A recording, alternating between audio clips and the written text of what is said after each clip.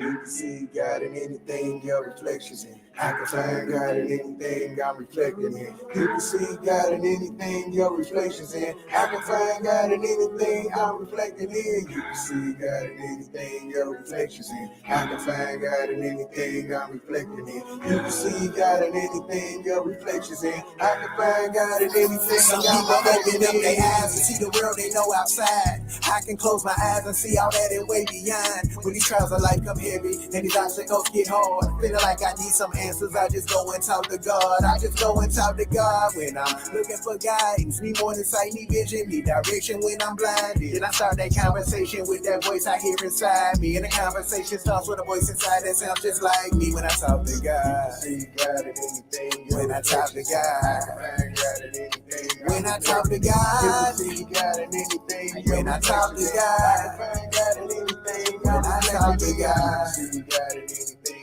your reflections in. I can find God in anything I'm reflecting in. You can see God in anything your reflections in. I can find God in anything I'm reflecting in. My daddy said, don't ever assume, ask questions. It's ironic it was that advice that helped this song happen. It was also that advice that led me to my life's blessings. That same advice helped me make it through life's lessons. It was that advice that separates grown-ups away from children. That advice can be the difference from knowing or just believing. It was that advice that brought the gavel down on my decision of breaking the mental chains of this man created religions. His faith and belief, nonsense, the biggest scam ever. I hate to say it, I swear this one hell of a mental illness. We don't believe no other time. Why we do it with these religions? The fact that COVID's killing while all of these guys is missing. A lot of hide and seek and peekaboos. Guys playing games with you. I'ma just assume he ain't got no COVID miracles. Maybe he ran out after making the donkey talk, or them stories about a guy moonwalking on water tides. This is simply a distraction to keep you away from you and to look outside for a guy when the God is inside of you. When you close your eyes at night to pray to that voice you talking to. When you ready to face the truth, you realize that voice is you. You can see God in anything your reflections in. I can find God in anything I'm reflecting in. You can see God in anything your reflections in. I can find God in anything I'm reflecting in. You can see God in anything your reflections in.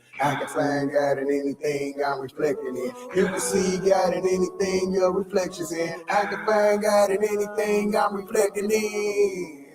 What's up, family? How are y'all doing? Hopefully, y'all can hear me. And I am not alone. It's always good not to be alone, right? Chief. Chief is with me in the backstage. What's up, man? Alito, how you doing, brother?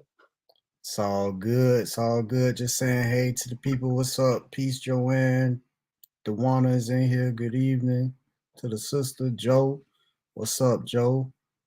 And Think With Me is in here. What's up? What's up, Shirley? How you doing? All right, all right. We are back again. It's good to be here for another installment of The Voice of Eli. I'm your host. Y'all already know that. As I already said, we got the chief with us, and we're going to be on this topic this week: believers versus the non-believers. Why all the fighting? So that is the title, and basically to shorten it a little bit, I just want to deal with why we can be so mean to each other sometimes, on both sides, but I'm hoping to balance it out, and let's just talk about this. And I didn't think I needed any Bible verses up, just from the beginning, while we just kind of warm up on this topic. But I got the screen ready to go. What's up, Texas Goddess? What up, Chris? Folk are in the building tonight. Okay, it's Monday. Hopefully y'all had a good day. There he is. What up, Chief? How was your day, man? Man, very busy, man. I'm getting ready to get on this road, man. So I told you, I told you I would stop by. So before I get on the road. Yeah, man. And we'll talk offline. I don't want to, put out where you might be because it's cool. But so me and you talk, we talked a little briefly about this last week and everything. And so I had a few things I was gonna kick us off with. I was trying to see if I could come from the believer's perspective and Yeah, what I they would probably. definitely love to hear why they can be so mean. So Yeah, Richie, well, they probably gonna talk more about why the non-believers. of course they will. Yeah. Of course. Well, no. I mean, I expect that because that's what a person, and I wanted the non-believers to be able to come up with. Like, first thing I came up with as far as the believers, I feel, and I have heard this from other non-believers, I feel they talk as if they know everything. Like they talk so matter of factly. And when I say that to the believers that are here, what I just said, what I mean is y'all talk like you know the mind of God. And I'm just wondering how. And if you say it's the Bible, and I do think some of them think, well, the Bible is the word. That's why I use it so much, because how can you refuse what I'm bringing up to you out of that book when you believe it came from deity? But yeah, Kylie, you look like you would agree that you come across some very arrogant, I'm gonna go ahead and say is get to the point of bigotry, that they think they know, bruh, everything. Yep, that's what I was telling you the other day. I was telling you that in our little group chat, right? Because just for an example, right? I know I might not be the most scholarly person, you know what I'm saying, that you listen to. I may not use the best grammar when I speak. I may be rough around the edges on the way I speak, right? So you have people who try to belittle you. Some of them try to be subtle with it. Some of them don't care. They try to make you feel like you're dumb. You're not intelligent, right? You're not smart enough to have a conversation with me. This is what they do, because my grammar may be a little off. It may not be the best English. You get what I'm saying? Mm-hmm. If I'm typing, my punctuation may not be the best. You know, I may have used an exclamation mark when I should have used a period. You know, so they get very arrogant when you're talking about their God, and then they'll try to do things like that to, in other words, to say you're not intelligent enough to have a conversation with me. I've seen it many times. But here's my thing. It's moments like that that give you moments like what you saw in our group chat from me, right? Yeah. It's moments like that where you try to make me feel like, because I may have misused some grammar or misused some punctuation, it's moments like that when you try to throw that in my face as if to say, you are more smarter than me. You know what I'm saying? Which you may be scholarly, you know what I'm saying? But like I said in the group, I can correct that grammar and I can correct that punctuation that you're bringing up. But you see the truth. You see the truth about your God, and you're not smart enough to correct that. You're not smart enough to see that you're being a dummy. You're being a dummy. You're actually being a dummy. You're smart enough to tell me about my punctuation and my corrections, right? And my grammar. But when it comes to common sense, you have none. When it comes to common sense and religion, you have none. You are dumb. And you're asking the question, why do we be so mean? There's moments like that where you have to be mean, because these people will get very arrogant in their belief. Can't prove a thing. Everything is he say, she say. Estimations is guesstimations, is assumptions. Everything about anything they're telling me is something they can't prove. But yet you try to make me feel like I'm the unintelligent one because I may have made some bad grammar or punctuation. I'm just using that as one example. But I have more though. God gossip. That's it, DeWanda. God gossip. That's all we do is God gossip. Another reason, let me show you another reason why I kind of get disrespectful and I get mean, right? Because I'm going to be all the way real with you. That's what we got to be. Let's be real, because I'm going to be the same. even with Cali, right? They try to make it seem like Cali is, I don't want to have a conversation with Cali, because what I've learned is these believers, they look for escape doors when they can't push back on you, or when you push back on them. They look for escape doors. And I tell Eli, now Eli, I've told you this on many occasions, right? They would rather debate with you, right? Because you go more into the Bible. You know what I'm saying? And when it comes to that book, it's all about how you interpret that book, right? So they would rather, right, debate with you about, no, that's not what that Bible verse means. No, you have to read 4 chapters up and then come back 6 chapters back to come back to find out what it meant in this verse. You know, these are the things they like to do. This is why they don't like to deal with me, because I'm a headshot. I'm headshot. I don't have time to play the interpretation games with y'all, because you saying this, they're saying this, y'all ain't even on the same page about what y'all believe. I don't have time to play them games. But what I do know is the claims y'all make about y'all guys, and y'all make them on more than one occasions. Y'all make them in different places of the earth.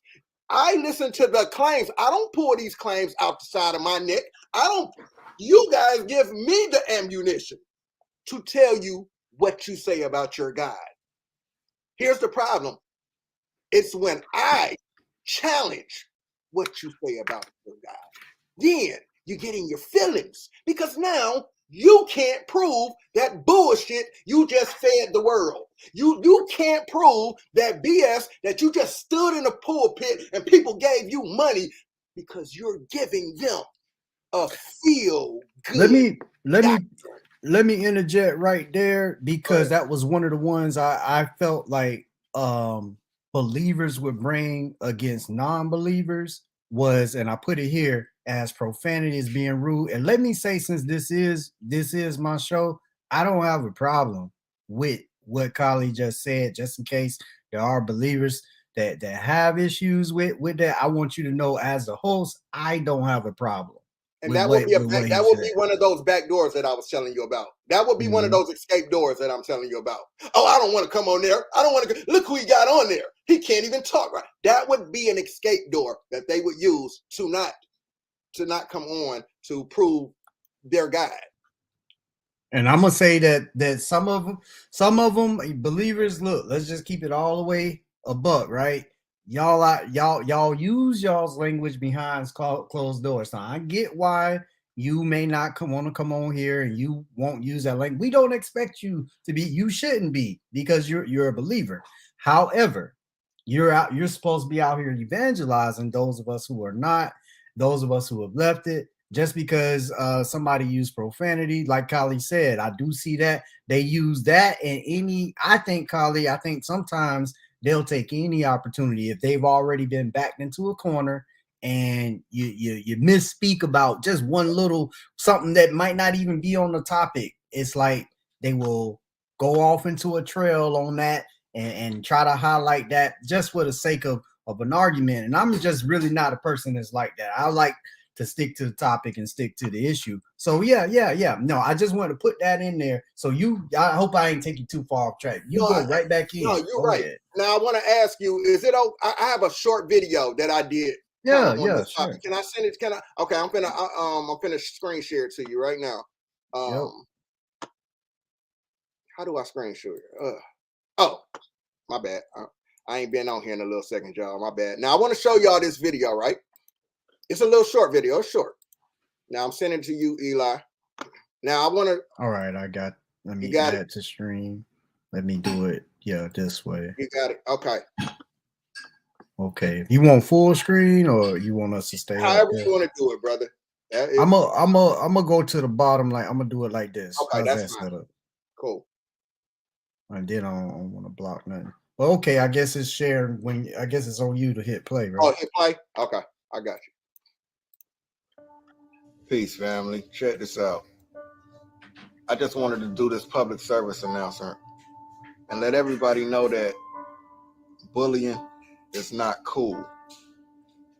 In no way, in no shape, form, or fashion Is bullying cool? Is bullying okay? I want you to understand, in most cases, the bully would end up meeting his day. So let's look at this for a second. I want you to watch something. Check this out. The Crusades were military campaigns waged by Western European Christians during the Middle Ages for the defense and expansion of Christendom. What made a crusade distinct was that warriors involved in the fighting received spiritual merit, usually a plenary indulgence granted by the Pope.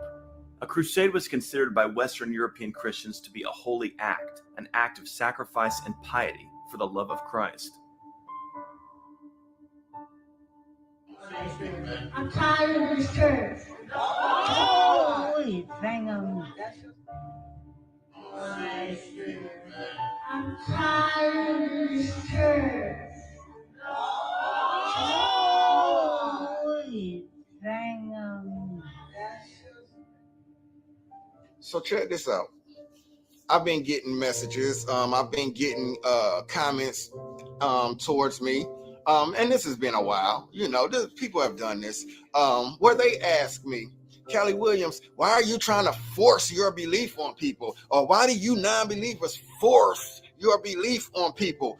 What does it matter if people don't believe what you believe? Or what does it matter if they don't want to follow what you're following? You get what I'm saying? You guys are just forcing your belief on people. 4 centuries before the beginning of the Crusades, the first Muslim armies swept out of Arabia to conquer Palestine, Syria, Mesopotamia, Egypt, North Africa, and Spain, some 2/3 of the Christian world. Between the 7th and 11th centuries, Christians fought wars against Muslims to prevent them from making further conquests into Christian territory, or to reconquer what had already been captured.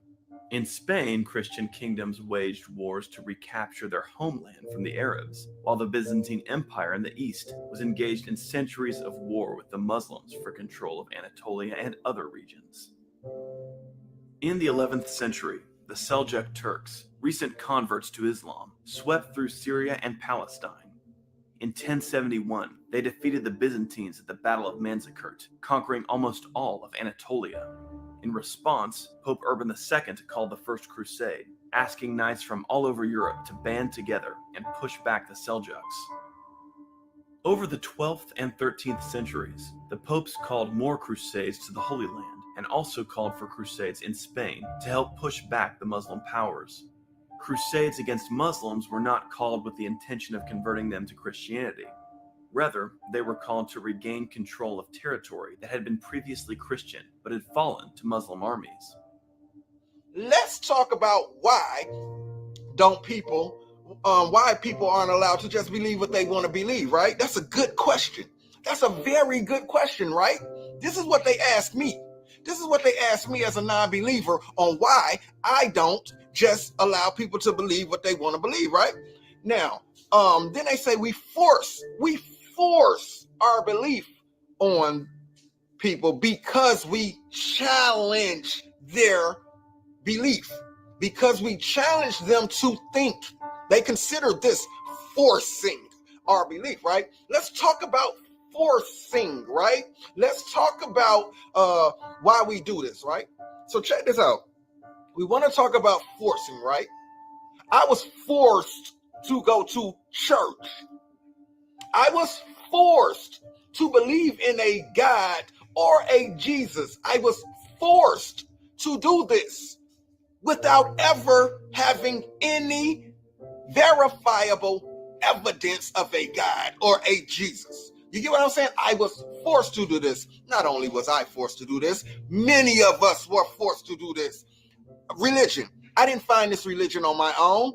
This religion was given to me, and I was told this is what we follow. I was forced to do this as a child, as a kid. I was forced to do this, right?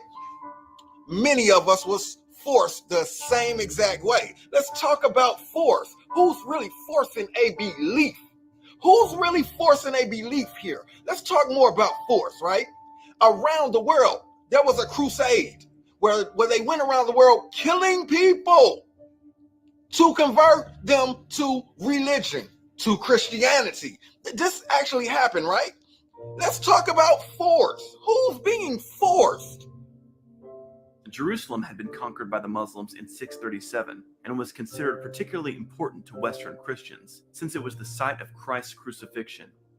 Indeed, Jerusalem was revered as the holiest site in the Christian cosmos, and it was particularly important to Western Europeans that it be brought again under Christian rule. When in the 11th century, news arrived that Christian pilgrims traveling to Jerusalem were being harassed and killed by the Seljuk Turks, this fact alone inspired many knights to join the First Crusade. Although the Crusades were called to reclaim lands, greed was not a primary motivation. Professor Jonathan Riley Smith, the world's foremost expert on Crusades history, has proven that crusading was incredibly dangerous and expensive, and that virtually none of the knights who went could expect to gain wealth. Indeed, they often bankrupted themselves crusading. The primary motivation for crusading was spiritual, with the knights joining because they believed that they were doing God's work by fighting to protect Christian pilgrims and to reclaim holy sites like Jerusalem, and that involving themselves in a crusade would win them spiritual merit.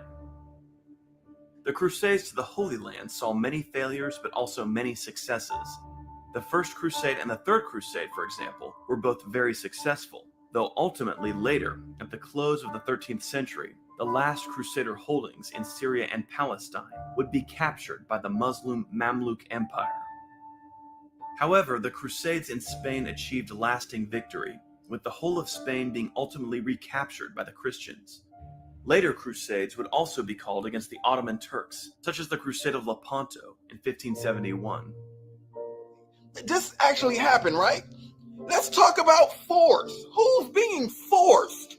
Let's talk about force. You get what I'm saying? This is what you tell me.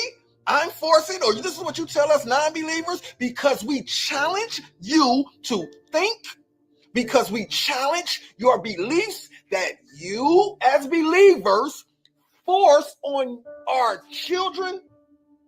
You stop our children from critically thinking, using logic, using common sense. You stop them from doing this to force your belief on them, to believe in something they can't even verify. You force our children to believe in something they can't verify more than they are to believe in themselves.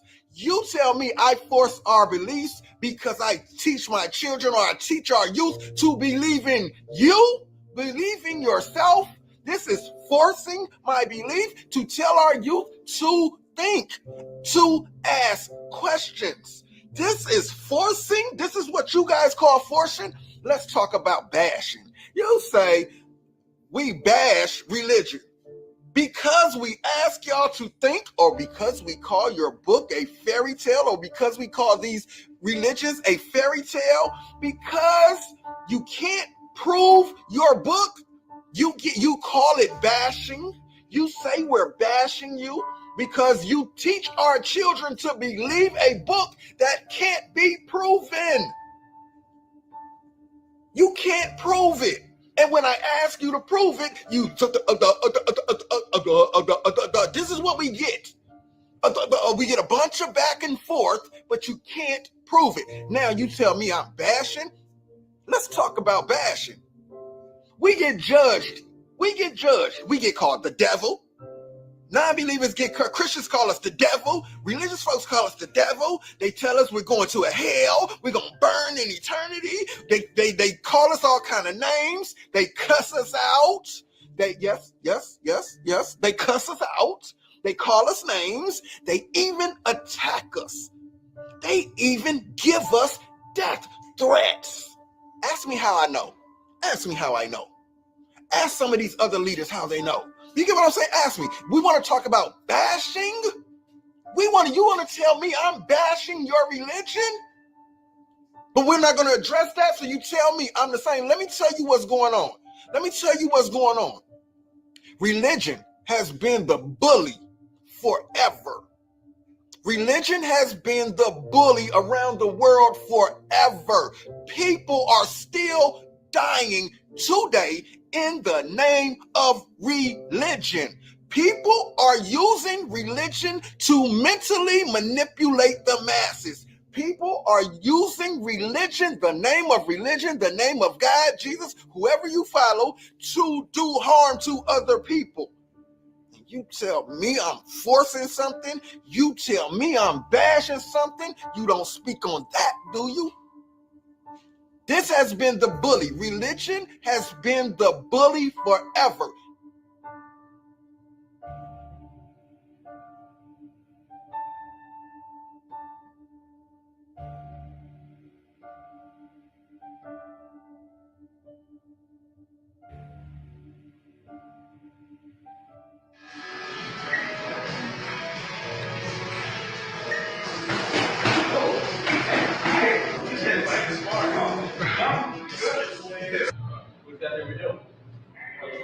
What are we doing?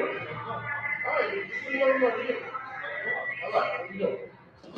Really? Oh! All right, man?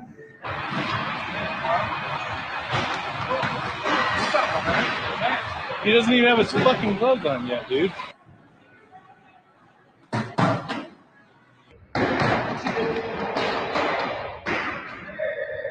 Hey. Hold on. Hey, what are you doing, man? Oh, dude, what are you doing, man?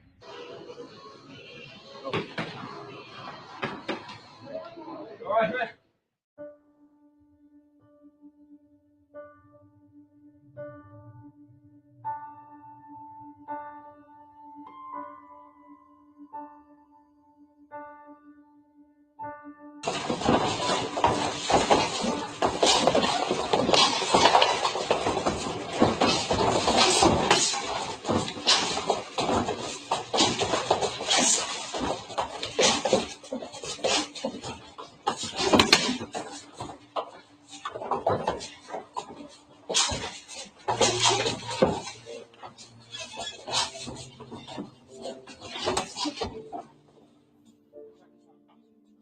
Now that the bully is getting punched back in the face, now that people are standing up to the bully now that people are exposing the bully's weaknesses, now we're bashing.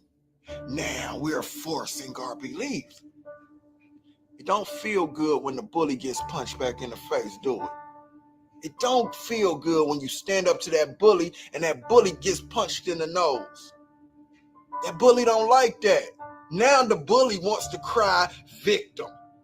Now the bully wants to go cry to the teacher.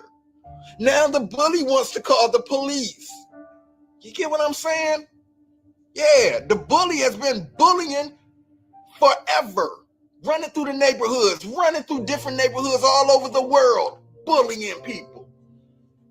Yeah, the bully has been bullying forever. Running through the neighborhoods, running through different neighborhoods all over the world, bullying people. Now the bully done ran into some youngsters that's punching them back in the face, that's fighting back.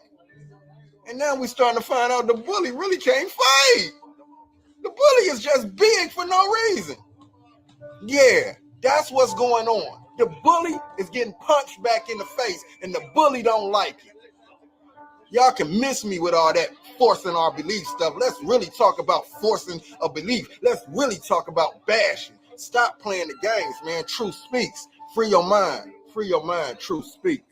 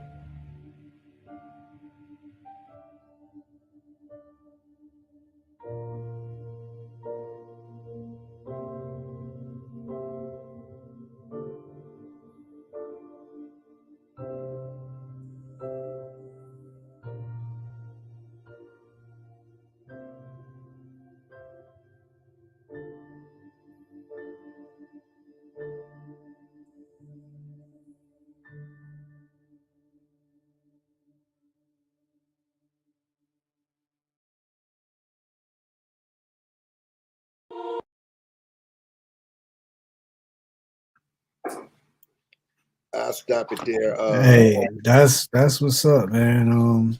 Whoa. So Richie is backstage, but I'm gonna bring him in, but you can go ahead and elaborate on the video. I thought it was good. And after the video, I'm actually would say to a believer, how can non-believers not be mad? Richie, what's up, man? What's going on, brothers? All right. I just wanted to bring you in. I told Kylie he can elaborate some more on the video if he want to. But I just wanted to go ahead and get you in here, let you know we see you. Yeah, no Now, doubt. I think as before I go elaborate on the video, when the believers come in, I think they should touch on more of why they're so mean versus why we're so mean. Because you're not us. So you don't really understand why we're so mean. But when I'm speaking, I just gave you a whole reason of why we can be so mean. You know what I'm saying, when it comes to this religion. But as far as the video, right? I put that video together, and I'm gonna tell y'all why I put the video together, right? Because, as I said once again, religion has been the biggest bully around the world, period. Bullying people, putting fear into people. Hey, if you don't believe this, you're going to hell. You're going to this place called hell. They've been the biggest bully. They have church shows that's all over your cable stations. In the black community, they have churches on every corner, people on every corner. They jump out on you. They want to pray with you. I used to tell people about the World Changers Church down here on Old National, Creflo Dollar's church. I used to live right down the street. They come on the weekends, school buses, full of school buses, and they get off at the discount mall, and they're in groups. They just going up to people. Can we pray for you? Can we pray for you? Can we pray for you? I didn't ask you to come pray for me. I didn't ask for your prayers. Y'all are just coming up to people. Y'all stand on corners with bullhorns, screaming and yelling about, you need to get your life right. Do this, and you're going to hell. You see what I'm saying? This is what believers do. They force their beliefs on everyone else. You believe in your God? Cool. That's your belief. You feel what I'm saying? Everybody don't believe in your God. Most of us don't care to believe in your God. That's yours, right? Now, they will, when they get backed in corners and stuff, they'll tell you, I know y'all have heard believers say this. Why don't you just let people believe? What does it matter what they believe? Why don't you just let people believe what they want to believe? And I say the same thing. Because when you come, now let me ask you this, Eli. Mm-hmm. If I was to take a group of non-believers, and I'm talking about 100 of us, and we all walked from church to church every Sunday, interrupting their service and telling them, your Jesus is fake. Your Jesus ain't real. We got bullhorns, and we walk inside of their church, or we stand outside of their church, deterring people from going to their church. That would be a problem, right? We would be being disrespectful, right? Oh yeah, they would So definitely say that. What's the difference when I'm at Mardi Gras, minding my own business, trying to enjoy Mardi Gras down on Bourbon Street, but I got groups of Christians with their "you're going to hell" signs, Jesus saves, repent right now, and they're standing in the middle of our party. We're not bothering anyone. We're enjoying our life. We didn't bring our non-beliefs in God into your church. We're in our own part of the world enjoying ourselves. But you guys come to Mardi Gras every year, groups of y'all, to the point that the police have to now protect y'all because people are angry that y'all are coming and interfering with their good time. Some of these people come from out of town. They don't pay good money. They got to step around y'all. You feel what I'm saying? They got to do all of that to enjoy themselves because you're pushing your God in their face while they're out having a good time. And then y'all wonder, why do we get so mean sometimes? Y'all should really think about the things y'all do. and how y'all force y'all belief. Then they'll make it real personal. You'll get people that'll come on and make it real personal. That's not what I do. I don't do that. I don't do that. Take yourself out of the, we're talking about the masses. This goes on around, we're not the ones with the, we don't believe in God churches on every corner.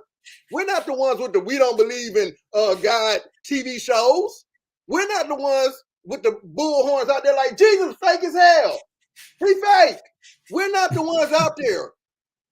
But y'all are the ones that come at us.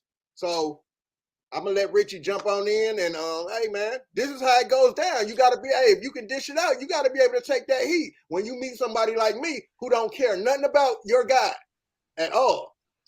While y'all checking it out to the family, go ahead and y'all know, hit the like button, do all that good YouTube stuff, and subscribe. Richie, lot to say here tonight. And remember what he was saying, Richie. You could give us your personal, but I want you to speak in a broad way. You know, why do we have these believers? You know, Kali already asked you. Go ahead. I ain't gonna repeat. I mean, if I was to correct Callie on anything he said, it's just the generalizations, because everything he spoke about was facts. Europeans did those crusades. There's nothing he said that was wrong. I just think that, most believers, not me, would probably not see past what you're really trying to say and probably get offended by the terminology you use. Like, I think there was in a messenger chat we was in. You said something like on the level of they're mad smart, but they're stupid when it comes to the Bible. And I think initially the common man would probably be offended by that, thinking you're calling them stupid, but I didn't take it that way. Your opinion is that people who believe in the gospel, not that they're stupid, but they're stupid for believing that. So I'm able to separate between your true intention and by what you mean. So for me, I had to come to this conclusion that I too also was me, not because I'm a believer, but because I am human. It's all about ego. Like, if you look at the common interactions between believers and unbelievers online or in these atheist and theist groups, you will see that it's just really a battle of ego. Like, when I first started engaging with atheists online, that was back in 2017. I came in, like, I was invited to this group called Christian Contradictions. So basically, it was about people going in there posting about why the Bible is is contradictory. So they'll post something in there. So I say, you know what, let me try answering. So I'll go in there and I answer them, give them my reason. So all of a sudden, I got all this hate, like, you stupid, you this and that, boom, boom, boom. Richie, the Christian Richie just stopped being Richie. Like, Richie came out, and I started going in on them as well. Not because I was a Christian, because I'm human. Because I feel like you're attacking me personally. Because I know myself. I know how smart I am. So my initial campaign was basically to make atheists feel stupid. You know what I'm saying? Like, showing them how stupid that sounds and this and that. And then after a while, like, God was like, what are you really accomplishing? You're just basically defending yourself. You know what I'm saying? So this is why, like when you hear me speak today, like, I don't try to dismiss what you're saying because you don't believe what I'm saying. I try to just make a valid, strong point without disrespecting the person who I am going up against. That right there came from me putting aside the ego. Because remember, we have three sides of us. We got the id, the ego, and the super ego, right? Okay. We live and defend the ego. And when you're basically have something that you believe in, like as a believer, and you feel like that thing is being attacked, if you are defending your belief in the ego, you're just defending yourself to seem validated in what you believe. But when you defend the faith from the super ego, you realize that, hold on, I'm just an ego as this person. We're all the same people. We're not different. We're all humans. You know what I'm saying? So I have to present this gospel as something that it's not something that I came up with. You know what I'm saying? I got to present it how as one of you guys. You feel what I'm saying? Because we are the same people. We come from the same backgrounds. We're so similar in so ways. Like if I was in the world, we'd be able to chill on a level like that. You know what I'm saying? But when you become a believer, it seems like it's hard to kind of distinguish between when you're really defending yourself or if you're defending what you believe. So I can't speak for those who come at other people, atheists and or unbelievers. Like, I can't speak for the Crusaders. I won't speak for them because, like I say, Callie, I agree with everything you say. Like I struggle with forgiving white Christianity or white Christians. I hate what it did throughout history. I hate basically having to be able to live under that shadow when I know that the belief of the Gospels have nothing to do with that. Because Jesus says that he who lives by the sword shall die by the sword. Put away your sword in the sheath. That's the Christianity from the Gospels. Okay, so we got to go back to what Kali was saying here, and Phoenix Rising is pointing out that he or she does not feel like you're really answering what Kali asked you. So Kali, if you could, maybe put it in the simplest form, and so Richie can go right to it. Well, as far as what? As far as like the general one like question you want him like when to go. What are you talking about? When I just said I think they should speak on why they're so mean? Is that? Why they're so mean? Well, I was just saying I was trying to see if there's anything this person Phoenix Rising didn't feel like Richie was answering the question. I'm not saying you didn't, Richie, but I was just saying that's what it's going to be. Phoenix Rising. That's what it's going to be when it comes to talking to believers. And it's not just Richie. When I tell y'all, this is my parents, my own family that do the same stuff. This is what I was explaining to them in our little group chat. I talk to my parents them the same way. I do the same thing to my parents them because it don't make sense. But at the same time, I do understand my parents them have been preachers and stuff before I was born. I was born into this. I just never connected with it like other people, like the rest of the family did. And I believe that was for this reason here. Because and Richie, let me say this too. You were right in what you were explaining. I'm not saying they're dumb, but what I am saying is when it comes to this book and these religions and these gods, and y'all are looking at reality versus your claims, all common sense goes out the window when it comes to believers. It goes out the window. This is when we start believing in talking donkeys, and we start making excuses for burning bushes talking, and we start making excuses why someone sat in the stomach of a whale for 3 days.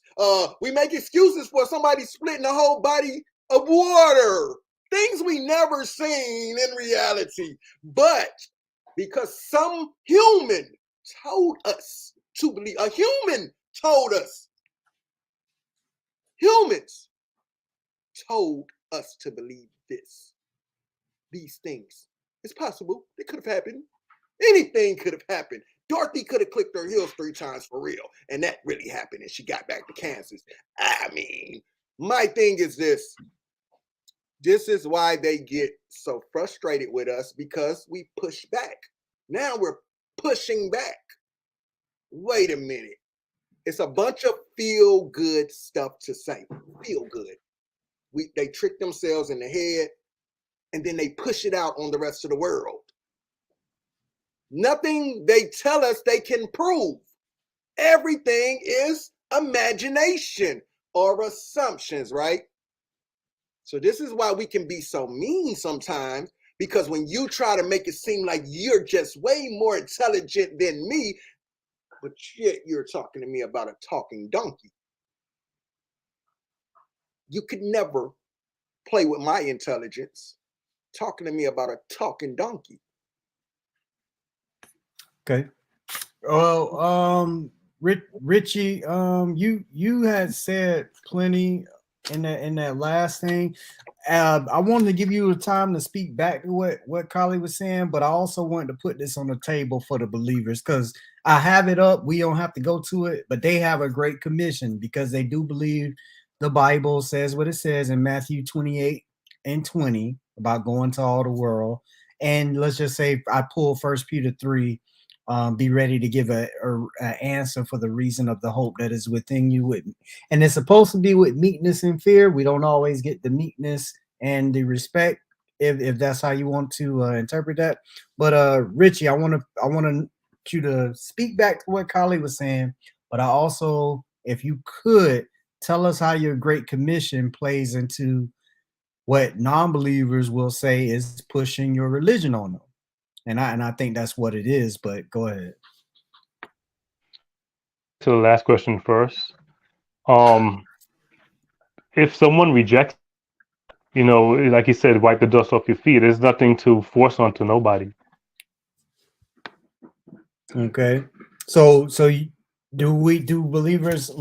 Kali gave you some examples. He's talking about like the bullhorn, or you got these people that stand out on the street and he's asking you to speak to it generally, and they're talking about, or they come up to you, do you know Jesus and that type of thing? You be at the park and here come your Mormons or whomever else, that's what he's talking about. So that's all you say about that, or how do you feel about people that do it in that regard? Richie? Did I lose you? Eli, you can play that video that I sent you, but Christianity. you don't have to put the sound to it. He can talk over it. This is Mardi Gras, though. Yeah, I can't hardly hear him. I don't know what's going on with him, but let me. Richie, can you hear me? Richie, think you may have to come back in. Your internet may be going in and out. Well, who is this? Insane protesters getting on Mardi Gras? What's going on here? These are the Christians that be down at Mardi Gras, interrupting Mardi Gras with their believing. I'm just showing y'all how it go down.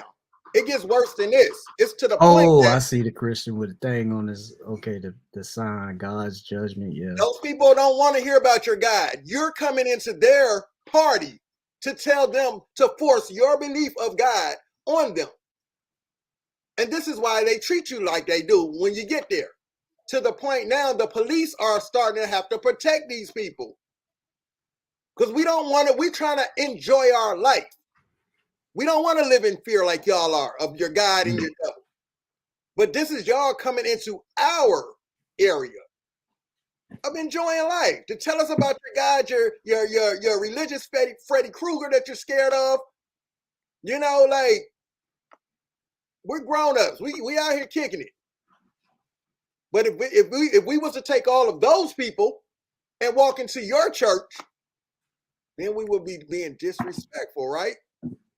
How come this doesn't go both ways? When you get the pushback, then you'll say, why don't you just let people believe what they want to believe? Yeah, Richie say he's still there. Richie, did it cut off? Like, what was the last thing you heard me say? Okay. Yeah, when you were coming in, it was in and out. You have to start over from the beginning, whatever you were saying. I think I answered the last question first. Did you hear that part? You started and then it cut out. I cut off from there. Dang. Oh, dang. So I was going in for no reason. I'm sorry. To answer your last question first, I think it was you said. Can you repeat the question again? Well, I had asked about the Great Commission, and isn't that why a Christian, a believer, would be, in a sense, pushing their religion on the world? Okay, yeah. Because you're told to. Okay. Yeah, and I was saying, like Jesus said, wipe the dust off your feet. It was never supposed to be forced onto anybody. Basically, the believer was supposed to act a way where the unbeliever is interested in why this person believes. Or if you go somewhere and preach it, just keep it moving. So in that sense, I don't see it as something that should be pushed upon, but we have this perception of it in that context because that's what we see other people do with it. So because other people do it, does that mean that was a result of the faith? Well, them going out and doing this type of thing here, the evangelism, they feel it's their need to warn the world of impending doom from Jehovah. They feel because the book tells them that's what they're supposed to do. Well, I'm not, that's not me, and I'm not gonna say, they don't feel they're not believers, they're false believers. But if you look at just the examples in the Gospels or in Acts, how they went about it, it was, there were violent times, but there was basically Paul presented it in a way that he wanted to ensure that the unbeliever act a certain way so that people will see our good works and inquire about it. So you're saying people were supposed to see good behavior from big Christians? Yeah, it's like, we're supposed to act a way whereas basically the unbeliever would inquire about our lifestyle. And I'm not saying that, we don't go out there and preach the gospels because, we've seen that in Acts 2. But for the most part, when you look at the letters of Paul, the hellfire and brimstone preaching kind of methodology really come from European tradition. You really see it with them mostly, and the origin of it. Okay. All right. So go ahead, Kylie. Yeah, go ahead. This is another video I sent you, Eli, of another Mardi Gras.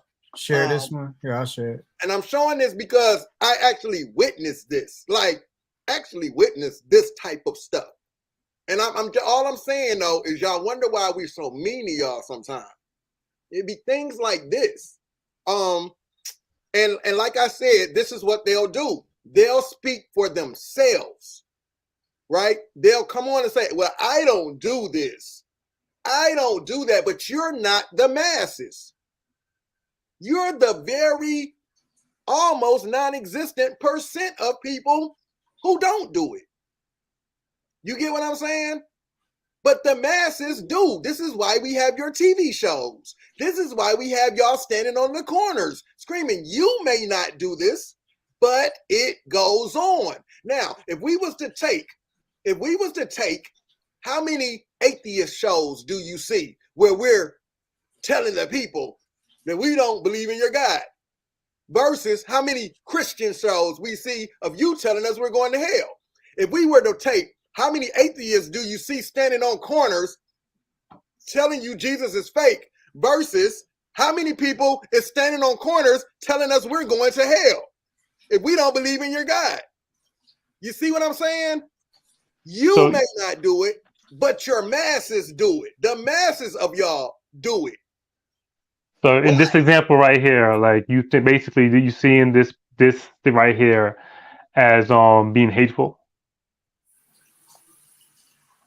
This is how you view this right here? Yes, this is being hateful because you're walking into my world, trying to force your belief on me. Maybe I've had a bad experience with churches. Maybe that's what it is because I look at myself. No, hold up, because everybody ain't had a bad experience with churches. But no, because when I asked you why you see this as a thing, because when I was in the world and stuff, to me this is just like a sign, like if someone had a sign like free cell phones. It was just there. It was just noise in the air. If I took all of these people and I walked into your church, would I be disrespectful or no? Would it be disrespectful or no? Inside the building? If I brought all of these people onto your grounds at your church and we're screaming and we're interrupting your belief in your God, is that disrespectful? Would that be hateful? Well, let's put it in better context. Well, how about a church picnic where it's a public and Okay, was a let's public do that. place? Yeah, because going inside the buildings is different. There's privacy laws That's why and all I that said, stuff. well, what if I just came on the grounds? Church picnic. A church I mean, picnic. I'm fine with that. Church picnic. Let's go with it. I'll use church picnic from now on. Is that disrespectful? If I brought all these people and I see some church and I call them all up, hey, y'all, we got some church people over here, down here, trying to have a good, peaceful picnic. Let's go interrupt it and tell them how fake their Jesus is. I think I think they should welcome it because this is what they call for. But to your point, I see what you're saying. Like, it seems like, okay, we're here for our God. And then you're saying in the world, this is what you're saying though. See, the world is different from the church. The church is singular in its purpose. The world is so diverse. And you know what I'm saying? There's so many, in this setting right here, you have so many people that believe different things. You got probably a person that believes in Allah in there. You got a person that don't believe in Allah. You got a person that believes, you know what I'm saying, that we came from fish. You got different mindsets in this environment right here. So if it was now say like it was an atheist convention now, and then the church came in there, then okay, that's a more a reasonable comparison. You feel what I'm saying? Everything you can find out, everything you can find going on out there in the world, you can find it going on in the church today. Damn near all of them. Y'all just cover it up. Y'all just hide it. Hey, when y'all straight, I got a request to find a video, Joe Smith. I don't know if this is the video he's talking about, but I went and found the video. And Richie, let me tell you how this is going to relate. It's a video of a pastor going through a mall, and he's telling children that Santa isn't real, right? So how I'm tying this into the conversation is that one of the frustrations I have, Kali, I think you share this frustration, correct me if I'm wrong, is that we now understand that the narrative in the Bible is not real. It's made up. It says a lot of nice things, says a lot of evil things, but it's made up. And I'm saying all that to say that sometimes can get a little frustrating to a grown adult continuing to watch adults believe in a fairy tale or something that we know. And like, see, I don't mean to offend when I say fairy tale, but it's probably offensive. Even if it's not offensive to you, Richie, it's going to be offensive to some believer because their emotions are all wrapped up in it. I mean, I know mine's were. If somebody would have said that 5 years ago, I'd be like, my Jesus ain't fake. You know what I'm saying? I don't know what you're talking about.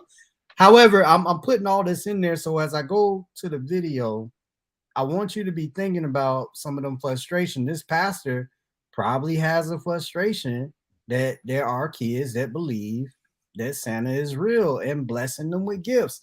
But he needs Jesus to get some of that praise. So let's watch the video, then we'll come back and talk about it. I think this is it. All right, it's Pastor Dave Grisham here for Last Frontier Evangelism. And today we're at the mall in Amarillo, Texas, and we're going to tell the children here today the truth that there is no Santa Claus. True. And that Christmas is about Jesus Christ. Jesus died on the cross to pay for their sins. And Jesus was born in a manger 2016 years ago. So here we go. We're going to tell them the truth. Folks, my name is Pastor David. Kids, I wanted to tell you today that there is no such thing as Santa Claus. Santa Claus does not exist. The Christmas season is about Jesus. Jesus was born 2016 years ago. He was born in a manger in a small town called Bethlehem. And that's the truth about Christmas. The man you're going to see today is just a man in a suit dressed up like Santa, but Santa does not exist. Santa's not real. And parents, y'all need to stop lying to your children and telling them that Santa Claus is real when in fact he's not. When you substitute the lie of Santa Claus in the heart of your child for the truth of Jesus Christ, you are bearing false witness against God. Don't lie to your children and tell them there's such a thing as Santa when you know in reality that there are no flying reindeer, there is no workshop at the North Pole, there is no elves making toys, that you buy all the gifts and put them under the tree, That's all the truth. And there is no real Santa Claus. There is no Santa. It is not your place to lie to your children. Tell them the truth about Jesus Christ. Tell them the truth about what Christmas is all about.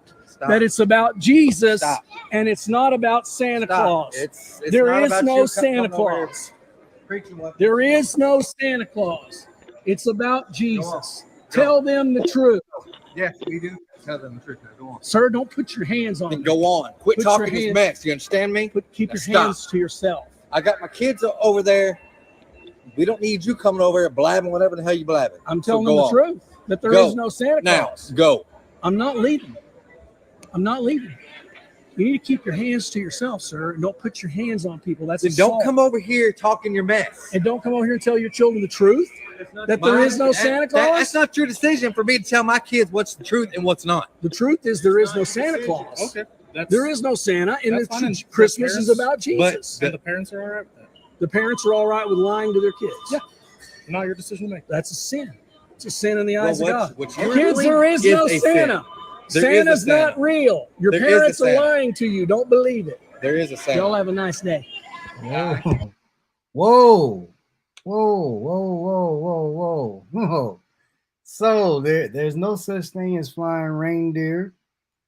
You know, he said, tell the children the truth. He said, you buy the gifts and put them under the tree or whatever. Tell them the truth. And Richie, what this guy was doing, I mean, he definitely was, even though I'm not a believer, he definitely was out of line. If them parents if them parents, I mean, I agree, it's a lie, but that ain't my business to be doing all that. The kids standing right there, they probably looking at their parents like, mommy, daddy, is it true? Well, I guarantee that you, like I said, you agree with 90% of the video, what he said. But for me, in my opinion, like, did he break any laws, going there, doing that?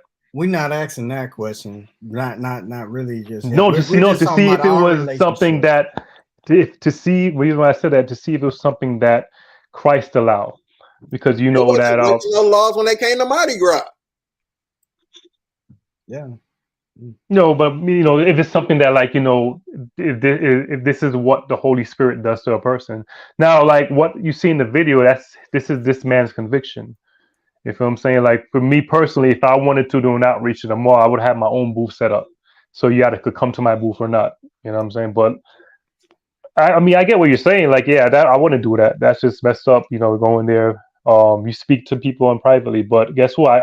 There's one thing though, I will guarantee though, is that these kids is not going to forget that. It's going to be in them kids' mind, Richie, growing up. Can you see the screen? I'm sure somebody would remember that scene right there. That's from Bruce. Can you see the screen?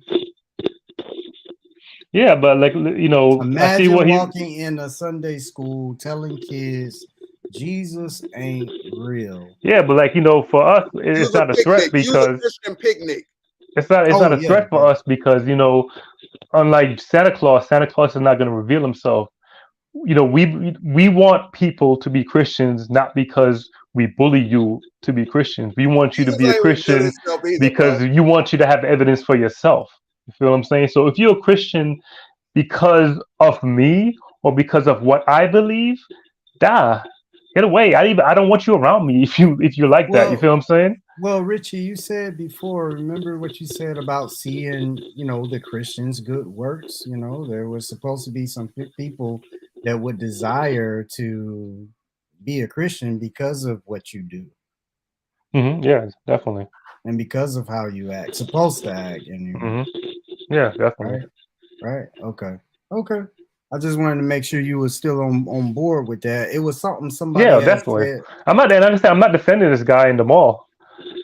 I'm just saying that if you look at what this Christian does and say, okay, therefore this is Christianity, that's the error in that logic. You feel what I'm saying? If you want to see Christianity, you have to look at the New Testament first. All right, because Richie, you remember you said something about sometimes I guess you've gotten upset, or we have other believers that have gotten upset, but believers claim to have something called the Holy Spirit. That's why I put this one on the screen because I'm wondering about the hypocrisy involved in that statement, while they will still, cuss people out and do some of those things while claiming to be a Christian. Hmm. Don't Christians have the Holy Spirit, the indwelling of? Oh, Yeah. wow. Oh, and I'm seeing my sister D is backstage. I'm gonna bring her in, but Richie, you can respond. Yeah, I mean, it says and I think Paul wrote it up here. He was like the spirit that's from above is first peaceful, easy to be entreated. Love is loving. It's a peaceful, joyous spirit. But the spirit that's from below is argumentative. All this stuff. Like I wish I had the verse in mind, but I'm pretty sure you remember what verse I'm talking about.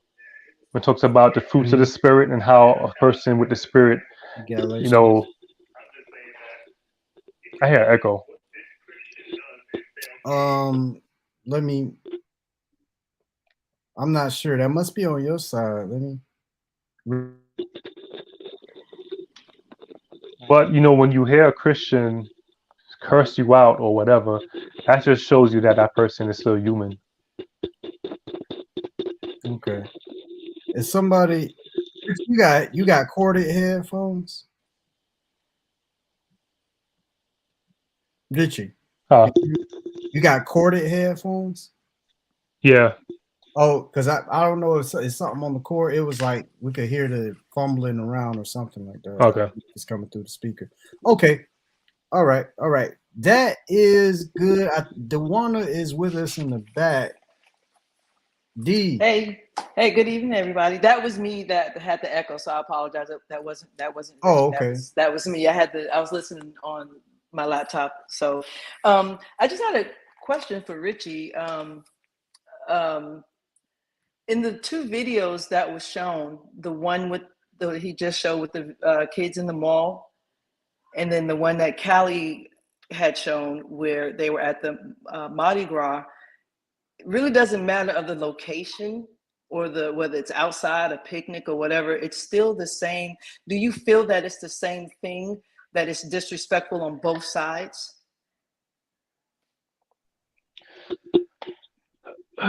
Yeah, I mean, on a level of a neutrality, yes, it's disrespectful. Mm-hmm. But for me, it's like if I was to be at a picnic and I see atheists come, like I don't get offended by that. I get engaged. It's like I'm like, whoa, you know what I'm saying? Let's go. But some people are gonna see that. Even the Christians will, there'll be Christians there that's gonna be like, yo, you can't do this. You know what I'm saying? Meaning why they go and do it. So they gotta understand if you're gonna go somewhere and do that, you should expect to come to your location as well. You should expect the heat. If you're gonna give that heat, you should also be able to receive that heat. Okay. So my second part is that in that last video that was shown, where to backpedal to the kind of on topic, do you not think that's bullying? When he came in, the pastor, whoever that the guy was, when he came in and he was telling that Jesus saying, this is about the reason for the season, blah blah blah blah blah. With him telling that and saying, he said some key words, he said some key things. He pointed out that the parents are the ones that buy the gift. The parents are they actually put the gifts underneath the tree. They do all the work for it. However, they give all this glory and power and accolades to Santa Claus. Do you not see the same correlation to where this can be the same thing that non-believers see with religion? You give all these same accolades to a God or to a deity who has not proven himself to anyone that we can really, have some definitive proof to. So do you see any type of correlation between the two? You saying if it's basically being presented at like Mardi Gras or something, or you just have a problem with the church itself, like it being done? I think you misunderstanding what I'm saying. The pastor gave some key things. He said that the parents are buying these gifts, they're putting these gifts underneath the tree. They're going to work and making all these things happen for their children for Christmas, but yet they're giving all the power and praise to Santa Claus. That gentleman pointed that out. And my question to you now is that we as non-believers, we see the same principle, the same thing. You guys give accolades and power and glory to a deity that has not proven himself. So do you see the correlation in that? And then my second part to that is with him doing that, and parents asked him to leave. At that point he was bullying, intentionally trying to force people to hear what he was saying. So that goes back to what you guys was talking about earlier. Is that, do you not consider that bullying? Okay, so to your first question, do I see the correlation? Oh yeah, of course, absolutely. I see the correlation to to what you believe as what we believe, definitely. And to the second question, do I see this guy as bullying? My personal opinion, yeah, absolutely. I think kids shouldn't be treated that way. With a kid, it should be differently how you approach children to, tell them a matter. You know what I'm saying? But I want to separate my opinion from it being the Christian standard, because at the end of the day, I'm not going to say that this man in his mind didn't feel like he was convicted to tell these parents the truth. You know what I'm saying? But what I'm saying is that I'm not saying that it's un-Christ-like for him to go out there and, preach the gospels to people. You feel what I'm saying? But that's not preaching. That's not what he was doing. Was not preaching the gospel. Not at all. He was giving his own perspective from the things that he derived from his own mindset for reading the Bible, or whatever, or even how he was taught to say and do those things. And I agree with what Callie said to you earlier. You may not do that, and you're a small speck of people who have come to understand, hey, I can't fight fire with fire. Somebody got to back off, so we can try to get our points and maybe our views across. However, the vast majority of Christians, and I'm using Christians mostly because that's the background that I come from, they're very dogmatic in their approach. The first thing they like to do is plead the blood of Jesus and throw out tongues and all of this stuff, which is to no effect to us at all, none whatsoever. It does not compute to reality for us. And when you guys constantly do that, it honestly further proves how much more, what's the word? I don't want to get Elijah in trouble on the show. It further proves how more insane religion has made people. And how you guys, a lot of Christians fail to see what's right in front of their faces, the very obvious things. Like the gentleman also said, you never saw a flying reindeer. There's not a North Pole where Santa Claus go and live at. So we can take that same principle and apply it to religion. Facts. The very same thing. You've never seen a man walk on water in real life. You've never seen a donkey talk, a snake talk. You've never seen anybody die for 3 days and come back. You've never seen a dead person come back from the resurrection and eat a fish sandwich, because that's in the Bible too. That goes right along with my comment that's on the screen right now. Santa is just in the Jesus comment. We see you, Bishop, but speak to Kylie when we'll talk. That goes right along with what the brother is saying. Goes right along with my comment on the screen. Santa is just in the Jesus costume now. The 12 reindeers is just 12 disciples. When you was a kid, it was Santa and the 12 reindeers. Now you're an adult, you got a whole nother fairy tale you got to wake up out of, and that's the Jesus and the 12 disciples. It's still on Christmas Day. Still knows if you're naughty and nice and all that. Ain't nothing changed. It's just a new little fairy tale. You just got a different costume on. So we can say the same thing about y'all and y'all God. Y'all say Jesus revealed himself. You can't prove that to us. Santa revealed himself to people. Well, the difference is that I could prove that Santa don't exist, because you say he's at the North Pole, and we've been to the North Pole, we see no Santa. Santa being a on, every no year. one been to heaven to say that there's no God. No one been beyond the expansion of this universe to say, okay, I've been outside the expansion. Guess what? I don't see Yahweh out here. He ain't real. Nobody did that. You feel me? And no one's come to say the opposite either. No one come to say that there is a hell, that people are going to this place if they choose not to believe in a God, because that's not free will. I know we're going off topic maybe here, but that's not free We will. good. We Those good. are okay. Those are consequences. You don't give me a sandwich and say eat this by 3 p.m. or I'm going to beat your behind. That is a consequence.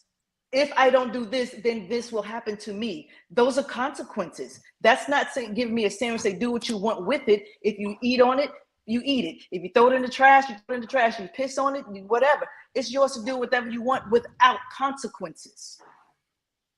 Well, like I said, it's a consequence whether, that it could basically be accepted or not.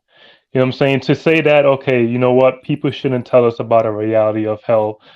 If you're saying that that's dreadful because people's mind are weak, then I understand you. But if people are strong-minded like you guys, right? What's wrong with me trying to prove to you the reality of hell on that level? I'm not basically going against your intellect. I'm trying to basically say, Right. hell is a real place. You know what I'm saying? Because right now, please prove it to us right now while we all based online. upon Prove what? it to us. well, I could give you physical realities of it. Like hell was always hell in the New Testament and Old Testament was said to be at the center of the earth, and it said it's very hot. And we know the center of the earth is very hot. We also know that basically gravity pulls us towards the center. So who's to say that when you die, your consciousness don't get sucked down and boom, you sit then when you basically after you die, you realize you're still conscious. Who's to say that's not a reality? You know what I'm saying? Sheol? What is Sheol? What is Sheol? Sheol means a grave. Which was in also Hebrew. considered what? Which was considered what? Well, Sheol it meant the grave in the Old Testament, which was basically the place where the dead goes. And then in the New Testament, it transferred over to what? Then you have three in the New Testament. You have Hades, Tartarus, and Gehenna. Hades was a place just like Sheol, where the dead goes. Tartarus was a place for the fallen angels, and Gehenna was basically at the end of the age or the end of the universe, where the devil and the wicked go. No, that's not Gehenna. Gehenna was Go ahead. the Valley of Hinnom. That was a real place. In Revelations, I'm speaking about. But go on. I don't want to get go into the fine print. Fine print is important. Right, because you haven't proved an existence of hell. You proved that there were things that have names attached to them in the Bible, because they also have the gates of hell, which was in Jerusalem, where they burned rubble and trash and people and things of that nature, which is still in existence to this day. They also consider that hell. Yeah, I mean, So Jesus used that. Yeah, Jesus used that to point to the reality of what God is going to do at the end. Like that Valley of Hinnom, he was using that, and they understood what that was, like the never-ending fire where you go burn your trash and everything. Basically, God has his Gehenna. Well, you know what, but it's taught in church. That's what. Let me chime in for a second. I want to go back to the basic thing here, Richie. Because we're trying to show you that parallel. We are going off for a minute, but I think it's productive, Richie. There are no reindeer that fly, right? And you would say, no, reindeer don't fly. Nope. But then when I ask you, okay, well, can you take, what was it, 5 loaves of bread and 2 fish, whatever? And is it possible, Richie, that we could feed 5,000 people with that?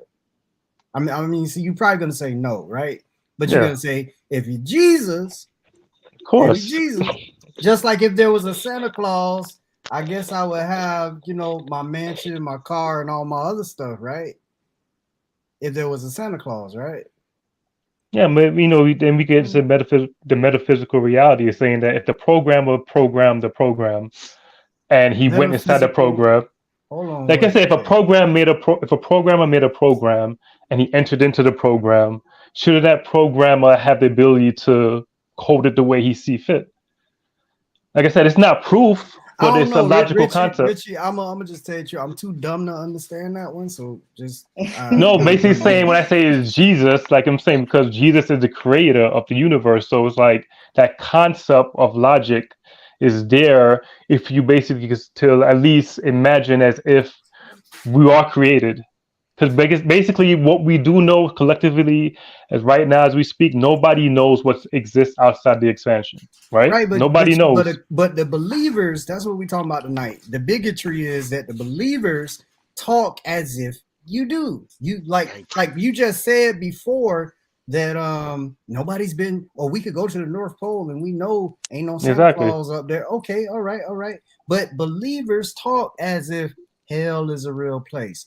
Heaven is a real place. And you had just said nobody's been there, or to come back and tell us what. Now, y'all believe that Jesus is a thing, so you believe the writings. But I'm here to say, no, you're right. Nobody has ever done that. Nobody has ever gone on the other side and come back and say, hey, man, I dapped Peter up at the gate or whatnot, and that's my mans in them. So when I die, I'm good. Ain't nobody ever come back and said that.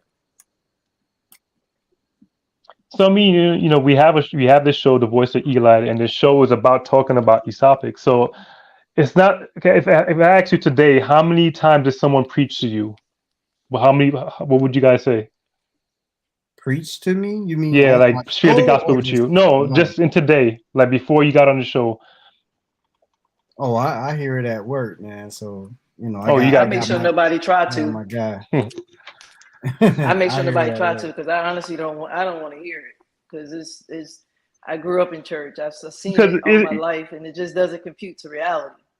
Because what I'm getting is that basically you guys are hearing this every day. Anywhere you go, you're always hearing it, and you're tired of hearing it. It's all belief. No. It's just belief, man. It's just whatever in your head, whatever you trick yourself in your head as a grown adult to believe. That's what you're doing.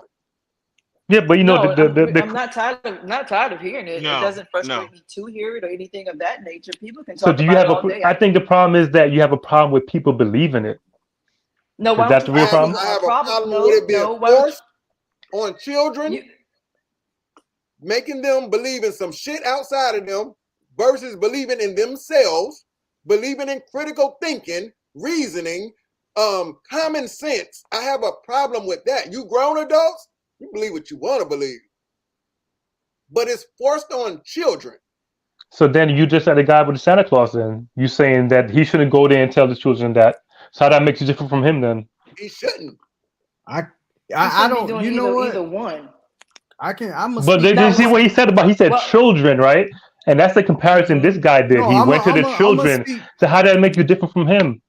Yeah, Richie. Let me tell you a little bit. You're asking, how is the believer that's talking about Jesus any different from the parents taking their kids to the mall, right? And sitting on a fake Santa Claus because there ain't no real one, but there might have been a guy a few years ago. It's about the same as Jesus.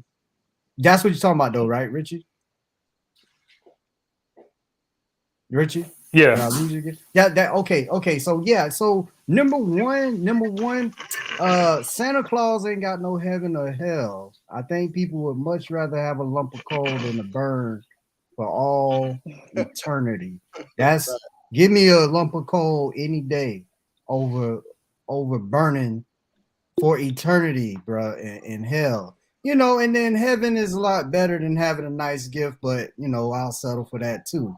A nice gift if I'm good. My whole point in saying that though, Richie, is that this the Jesus thing is a lot worse because we would expect a God, even Santa, and even though it's a made up fairy tale, he's never trumped up as the God and the creator of humankind. That's a lot more serious than this character, because what happens is we grow up, and by use of critical thinking and everything, we figure out, okay, mama and daddy buying the gifts and all. You'll figure that out with no threat, and it's easy to let go because you don't have the threat of hell. When you have something like religion coming into play and say, hey, these people long 2,000 years ago, it was some people that died and came back and told us it's a place called heaven. Now we have no way of verifying that. We don't, but we know trustworthy people like our parents. You know, you can say the same for Santa Claus for some of us, because I don't know about y'all, but melanated households that I grew up in, we figured it out early. I grew up in the projects, and we didn't have a chimney. We knew it wasn't no Santa Claus. We figured my parents didn't lie to us.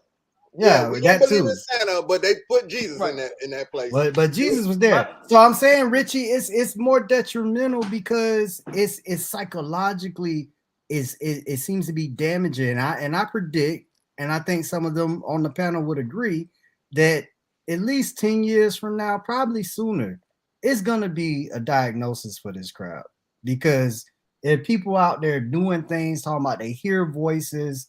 Yeah. Come on, man. Right. It's gotta be. Like, you're no different than the people on the 13th floor of the hospital with straight jackets on, who was hearing voices and was talking to voices, and they get a check. They get an actual check, or they're actually admitted into a hospital. You guys do the same thing. Y'all even run, y'all running, y'all jumping, y'all falling out, y'all shaking and pulsating and vibrating. I just never seen nobody do this in their company meeting in front of their boss. Jump up on top of the table, and the Holy Ghost all of a sudden hit out of nowhere, and you get to jumping all over the table, falling all over people in your company meeting. It's interesting. This Holy Ghost seems to know when to show up, and it's interesting. Just don't show up in places like that. The problem that I have with it, Richie, is that it is, like Elijah used to use the word Elisha said, it's detrimental to our communities. And just to piggyback on what Callie said, it teaches us, because we learn these things from a very early age, and it teaches us to believe in ourselves, to trust something outside of ourselves, and then the psychological part of it is, I remember when I was about 5 or 6 years old, every year they played this movie where it's called The Rapture. That was the name of the movie. They played the movie The Rapture, and as a 5 and 6 year old child, I was very afraid. You know, my father would get up very early in the morning to go to work, about 5 or 6 o'clock in the morning. He's usually gone to work. Sometimes my mom would be gone early, sometimes not. But at any rate, when you wake up and you see neither one of your parents are at home, my mind automatically deduced the fact that I was going to hell at 5 years old, because maybe I didn't wash the dishes like I was supposed to. So that, that's sinful, because I was being hard-headed, not being disobedient to my parents. So when you're 5 and 6 years old and you thinking these things, there's a psychological damage that plays upon children at that age. That is why I don't like it, because of the psychological effects that it have on our children who become adults, and it does not comport to reality with you telling people to pray all the time and fast and do this and read the Bible, blah blah blah blah, and believe in the grain of a mustard seed. If you don't have that much faith of a mustard seed, then what the hell are we doing? That's a lot of pressure to put on people when they feel they don't have enough faith the size of something so small. Richie, you there? I wouldn't feel it. I don't think it's appropriate to tell a 5-year-old about hell, because even Jesus says the children belong to me. So there's no need to speak about hell to a child. But it comes to a point like, you speak to someone the truth at the age of accountability. But at the end of the day, even when you speak, these things to children about hell and all this stuff, we're still going to grow up and we're still going to sin. Regardless of all this accountability, you say, the age where you know what you're doing. You know what I'm saying? Like, whatever age that is. I'm not saying there's a certain age where a certain child or person gets aware of what they're doing, but we do know, like, children are children. They're innocent.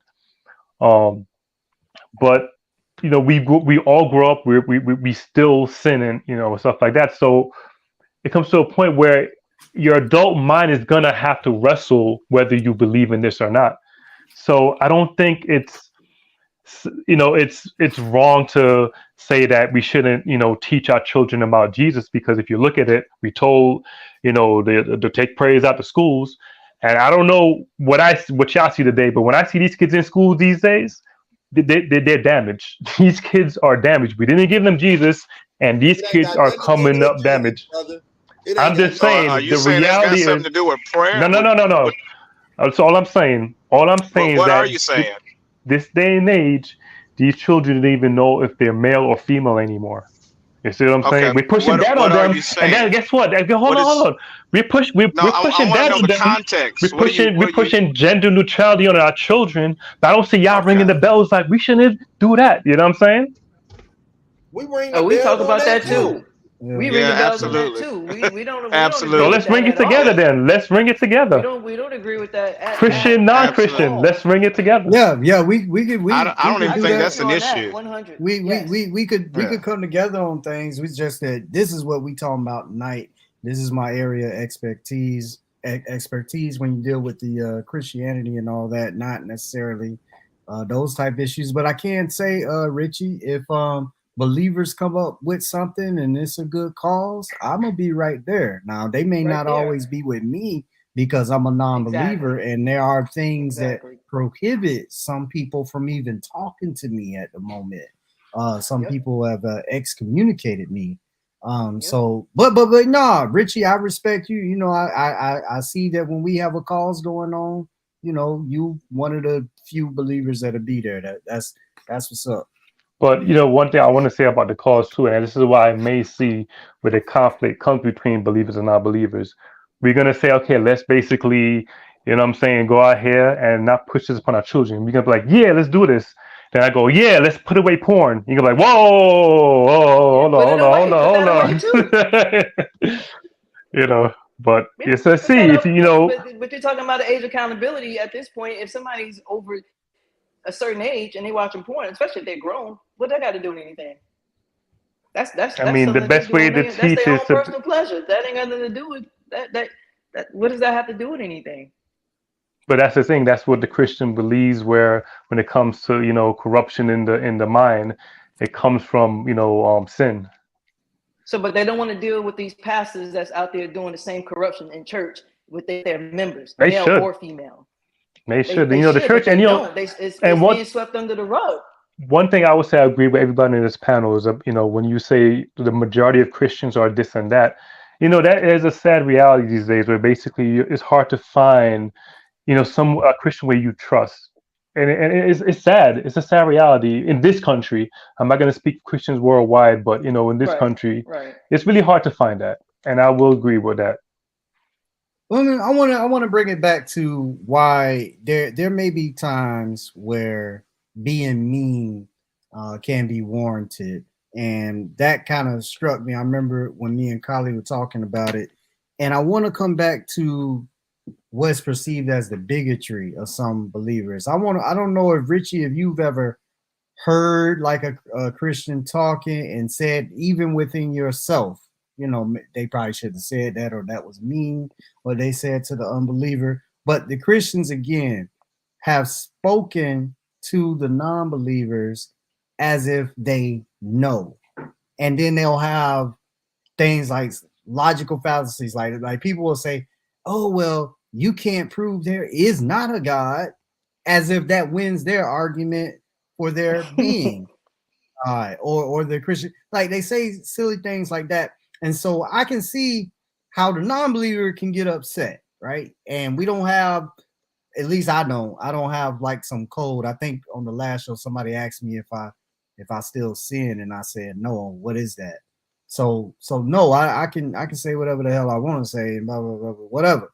But the Christian, y'all have a code, and I hope I'm not loading this too much, but I want you to speak to that about why believers feel like they know everything. And why do they feel like they get to in some cases cuss us out? Don't y'all have a code on how you do it? Being a believer is not a guarantee you're going to be the best speaker. It's not a guarantee you're going to be the smartest person in the room. It's not a guarantee you're going to know how to speak to people. Being a believer means that you're saved by your sin. And, some people are believers but they don't have the wisdom of Solomon. You feel what I'm saying? So, you know, I see what you're talking. I know those people you're talking about, but for me as a Christian, I tend not to like be overcritical of those people anymore because I know I've done things, you know, foul in my past. I still do things that's foul. So it's like as I got older in the faith, you know, I'm more aware of myself. You feel what I'm saying? And I just, you know, just for other believers, I can't speak for them. But I do, you know, I do pray that, you know, God, like I even see Pastor G, right? Like even when he was on the show last time, he was more humble. You know what I'm saying? So I believe that as believers are more engaged with non-believers, they're gonna, you know, the Holy Spirit will deal with them and teach them how to like, you know, talk to non-believers. Teach them how to talk to non-believers. The Yeah. Holy Spirit. Mhm. Okay. That's my belief. Right. Okay. Go ahead, Colin. Before I get out of here, man, I wanted to explain a couple things. Again from my end, right? When we're talking about why do we be mean sometimes. Now, Eli, like I told you on the phone, sometimes I just be mean on purpose, and I'm not gonna lie to you. Well, first, let me say this. I know I speak passionately. And sometimes my passion can come off as anger to people, and believers have used that against me a lot. It makes it seem like, oh, he's angry at God, he's mad, he hates the church, and it don't be that. I just talk how I talk. But sometimes I do be disrespectful on purpose, and I'm gonna tell you why I do that. I do it sometimes just to show you that your God's not going to do nothing. He's not going to do nothing. Like he does nothing about everything else in the world. He does nothing. He's not going to show up because I'm disrespecting him. He's not going to show up because I'm mocking him. This is one of the things I do with Pastor G, because he loves to say, God's not mocked. And I say, I mock your God every day. I've been mocking your God for years. And y'all still waiting for me to get struck down by lightning. Y'all still waiting for the ceiling to fall on my head. And God ain't did nothing yet. God has watched me drag some of y'all all over social media, drag some of his pastors, and he never showed up for y'all. He never showed up. So sometimes I do it on purpose just to show you how disrespectful I can be to your God. And he's not going to show up. He's still not going to show up. You're fighting harder for your God than your God fights for himself. Is one of the reasons. Another thing I wanted to say is this. I can hold, as passionate as I can talk, you can go on YouTube and you can find a video of me sitting with three pastors on a radio show. And I was very calm. I let them speak. I didn't overtalk them. I watched my passion in my voice, so that way we didn't scare nobody off. But I can hold very, calm conversations. It's just sometimes, I speak how I speak, and believers, when they're backed against the wall, they try to use that as their escape door with me, to get out of here. But lastly, I would like to say this. I gotta say, I don't know about in y'all cities, but I will say this. I've noticed a difference with the Jehovah's Witnesses. Now, oh yeah, they sitting outside stores and stuff. Yeah, now when I was growing up, they used to walk the neighborhoods and they'll be knocking on your door, trying to talk to you about their God. Now I notice they just set up and they stand outside. If you want to talk to them about their God or whatever, fine. If you don't, you can keep it moving. But they're not out forcing it now. I mean, I'm not saying all of them. I'm just saying from where I'm living at now, here in Atlanta. They don't, they not like the Hebrew Israelites out there with the megaphones marching up and down your streets and all of that.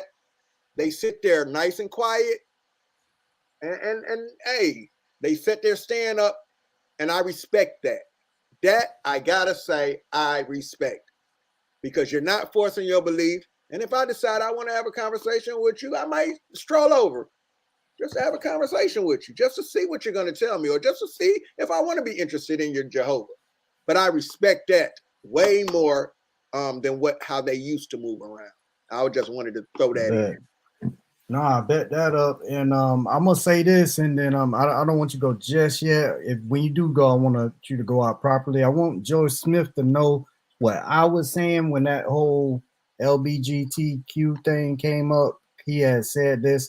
Now I'm gonna say where I am so that Joe can understand what I was saying. Any calls. I don't care what the agenda is. If it's being pushed on people to do something or be a certain way, I'm not gonna be for that. I don't have a problem with the community, Joe. Just so you know, for the record, that's not what I was saying. I don't think that's what anybody. Because I'm gonna actually, and just so Joe know, right, the agendas. I'm going to be having somebody on the show, okay, that is a member of this community and a friend. So just so Joe know that. And anybody else. And let me say this. Let me say this real quick, Joe. I have people from that community who actually follow me and have followed me for a long time, since when I first started in religion. And you know why they follow me? Because I don't treat them any different. You got to understand, it's the agendas that the government and these people are pushing on our people. You feel what I'm saying? There's agendas. And I'm going to say this.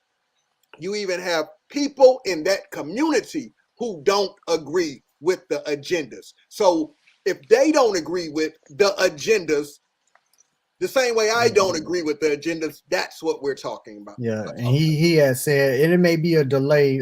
I know he said this, but Joe, it may be a delay. Hopefully you heard what me and Collie said, because I ain't got no problem with how people look too. I mean, if you a dude and you want to wear heels and a dress through the mall, that's your business. I don't like that's your business. You know, my problem is if you come up to, the little boy or my little son or something and try to tell him he can wear the dress. That's an agenda at that point. Right. No. Yeah, we don't care. It's the do you. Do right. you, sir. Do you. Please do you. Live your truth. And we can be cool with you doing you. That's so right. We don't have a problem with that. None whatsoever. Absolutely. That's right. So I just need to say that, but yeah, y'all go ahead and keep going in. We almost done here anyway because it's almost 9:00. And we apologize if it came across that way, Joe. That definitely was not our intent. Not at all. Not at all. But yeah, I just wanted to, just let y'all know, like, sometimes my reasoning for sometimes why I be mean like I do. And let me say this, to be honest, you wouldn't believe that I have actually woke some people up out of religion, talking to them the way I talk to them. Yes, you have. I was a witness one night to 2:00 in the morning. I remember that night with that girl. Yeah, like you wouldn't believe sometimes when you give it to them raw, it makes them look at themselves like. You gotta give them the reality. You sound like the Crusader right now. No, we ain't trying to kill nobody. No, this is when the conversation comes my way and somebody tells me they want to pray with me. And I say, well, let's do it. But before we do it, let's talk about some things. And I don't hold back when I give it to them. Because see, your goal is to I was gonna say mine, but your goal is to make me pull me over to what you're trying to sell, right? Now I'm gonna put it in your face. Why should I buy it? Let me hear what you got, what you're trying to sell me. And if you're selling it, you better sell it good. Because I do have the right to ask questions before I buy it. If I even choose to buy it. Now, if you can't accept my questions, hey, my questions have put some people in their feelings as grown adults, is what I'm saying. As grown adults, some questions I have asked people as grown adults, grown men with families and children. You feel what I'm saying? And then I ask you about your book, and you're a grown man believing these things, trying to lead a family. You're praising You go do all the work and you're praising something you can't, like, it's certain things. I have certain ways that I say things that my goal is to put you in your feelings. Because somebody has said to me one time, like, he said to me, like, this is what he said to me. He was like, you got me feeling stupid over here. And I said, maybe you should. Maybe you should. You're a grown man. You're a whole grown man telling your children that the boogeyman isn't real. Yet you want your children to believe in your grown-up imaginary boogeyman called the devil. Absolutely. Yeah.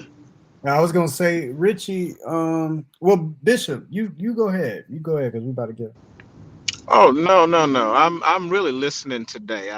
I'm enjoying this, but I will say that here's a difference from, and this may not be everybody, but this is the difference for me.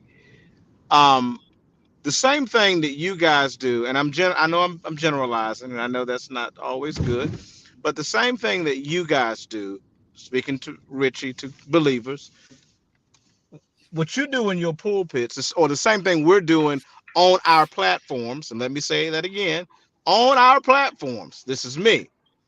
It's the same thing you're doing in your pulpit. Okay, so what's the difference? Why would you be upset about what I'm doing on my platform? Because you're doing the same thing in your pulpit. This is my pulpit, my platform. You know what I'm saying? But the other thing I was going to say earlier, but I don't want to go back because I think we kind of covered the Santa Claus issue. So I don't want to go back to that. But I will say this. Jesus is Santa Claus. You know, I know, Callie, you were saying something similar to that. But Jesus is the same as Santa Claus. You better watch out. Facts. Huh? You better not pout. 25th day of Christmas. Huh? Come on. You better not cry, because I'm telling you why. Jesus Christ is coming to town. He's making a list. He's checking it twice. He's No, going to find out who's naughty or nice. Uh-huh. Jesus Christ is coming to town. There's no difference. Jesus Right. is the same as Santa Claus. And just like you cannot prove that Santa exists, you can't prove that Jesus exists. There's no way. Facts. Cannot be done. You trick yourself in the head to believe that this Jesus has revealed himself to you. Somebody created Jesus. Somebody created Jesus. That kills me. Somebody created and gave you Jesus. There were many Jesus stories before you got to Jesus. Yeah. Like before you even get to Jesus, there were many Jesus stories long before we even. Jesus is the baby of all of this. He's the new guy. He's the new guy on the block. Interesting enough that you say that Christianity is one of the youngest religions in existence. Right. Okay. How do you and jump all the way to the youngest and ignore everything else? Absolutely. You know, while we getting out of here, I want to put this out there, and everybody can go in on it. But Richie, is really to you. Let's take this understanding of believing in things. You know, Santa Claus is fake, but you believe Jesus is real. Now let's put that with a few other things. What if your doctor, Richie, I don't know, your lawyer, if you had needed one, a supervisor, I don't know, a college professor, somebody that directly affects your life. I don't know. What if they really did believe in leprechauns? Would you trust them to do their job? I'm just saying, you know, so you can get into the field of where we're going, where we're going with this, because we can see the absurdity, right, in the whole Santa Claus video. I'm so glad that he told me to go and look at the video. We can see what was going on there and all the emotions. And yeah, everybody knows Santa Claus ain't real, but here's a guy that believes in a guy that's pretty much equivalent to Santa Claus talking about he ain't real. So Richie, I'm sorry, Richie. Yeah, man. So how would you feel about, you go to a doctor, I don't know, for a procedure, and they like, oh, did you see that in the corner? And you like, I didn't see nothing. They was like, it's that little green man be coming in here sometime. You know, I think he's trying to get some of my band-aids. But anyway, lay back down. Call for what? Wait you know, a minute. I'm just saying, Richie, if he did that, do you want that to be your doctor, bro? Well, you know, a person's ability to do a job is based on their history of doing the job and their knowledge of it. I'm a Christian, right? And of course, you know my belief about gay and homosexuals. But I had to realize that if I'm doing a job interview, right, if a man believes he is a woman, should I have no bearings whether I hire him to do his job if he's want to be a mechanic or a welder or something, right? I'm just here to hire you to be a welder. Who you want to have sex with have nothing to do with the job. So basically, you guys have to demonstrate that historically, people who believed in Jesus were not able to do smart things like discover the electron, like J.J. Thomson, who would love Jesus, who basically found the expanding universe, you know, the Catholic priest, who basically invented vaccines, Wait. So historically, people wait. who believed in Jesus did big things That's not for what us. he was saying, Richie. That's not what he was No, saying. That's totally another question. No one's saying that Christians can't do smart things. Yeah, But so, Christians aren't but the intelligent. question is leaning towards that, whether basically if a man. So when you said that, hold on. When he said the thing about the lawyer believing in leprechauns, I laughed because I thought about it. Like, would I hire a lawyer that believes in leprechauns, right? But a leprechaun is an earthly creature that we know don't exist. When we're talking about, you know, listen. Would I hire a Muslim? Would I hire a Muslim who believes in Allah to be my lawyer? Absolutely. That's not what he's asking you. He's not. But not a leprechaun. Okay. How not a leprechaun? I don't know. That don't drive me right. That don't drive me right. The leprechaun. The reason I wanted to balance it out because I know you would have if somebody else believe in the Abrahamic God, because when you think about it, Christianity, Judaism, and Islam pretty much all believe in the same God. But I was saying it that way. I was trying to think of a fairy tale character that somehow relates with a job we would have to do. I could have thrown in politician, you know, because what I'm saying, Richie, politician might have been a better one because they mesh their beliefs with their policy. This is why the Bible is so important to know in the Western society, because you can see even on the books, some of the old laws on the books go right back to the Bible. They got their laws right out of the Bible with some of that stuff. So my point is, we're doing this, and we can get mean on both sides. We can get Christians who feel like it's their job to go and lock up people of the LGBTQ community. I mean, if you go to the furthest extreme, they might believe they need to kill them. You hear what I'm saying, Richie? Yeah. So what I'm saying is, with my example, I was just saying you personally, if you was in a doctor's office and, you know, you probably wouldn't get afraid if your doctor walked in and said, oh, thank you, Jesus. And I already know you're going to give me whatever is good with to tell Richie what he need to do. I'm sure if that doctor prayed with you, you'll be, you know, it's all good. My point is, all of that is just as equivalent as to thinking, you know, the feathered serpent is gonna give you good health. I don't know. I'm just saying. Oh, what if the doctor was a Satanist? What about that?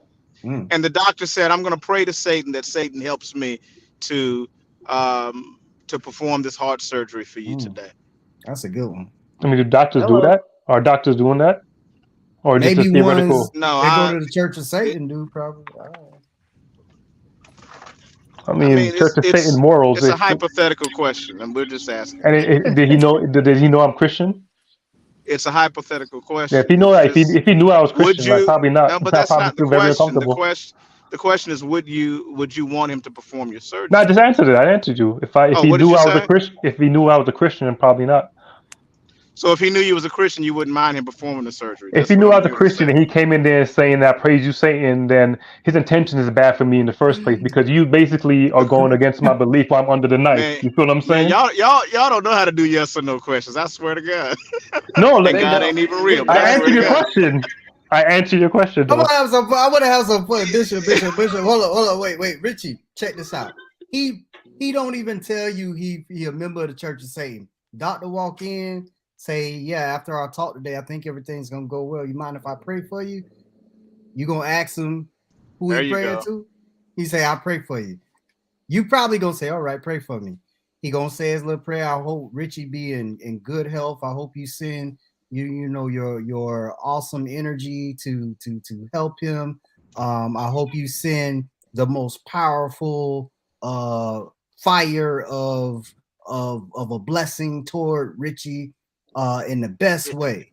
And then at the end of the prayer, he don't say amen. He just don't say nothing. He say, there it is. Or no, I do you one better. I'll tell you what he say. He say, so mote it be. That's what he say. He say, so mote it be. And then what you gonna do after that, man? I probably feel uncomfortable. You probably feel uncomfortable. Yeah, when he But says the now, motive B. but then you come back. Wait.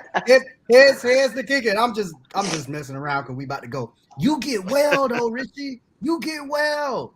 Are we then to think that Satan is real because your prayer got answered in a good way? Mm, I mean, we are creators. We know that things exist because we what we sow. So that's the belief of a Christian that things just don't appear. It has to be a manifestation of reality. So So if I pray to Satan and you get well, then he got some. He is if you real. did surgery to me, I believe You that the got. surgery Hey, got me well, not Satan. so why is it Oh, God? Oh wait a minute. Bro, I gotta turn my camera that's on. bigotry. Wait a Go ahead, minute. y'all got it. I'm gonna check out. Y'all got it. So the surgery got you well. That's how that works. So God didn't have nothing to do with it. Hello? Yeah, no, Satan. I believe Satan is a real person too, as well. No. The So I'm not going surgery to give him got no you. credit. Was it the surgery that got you well?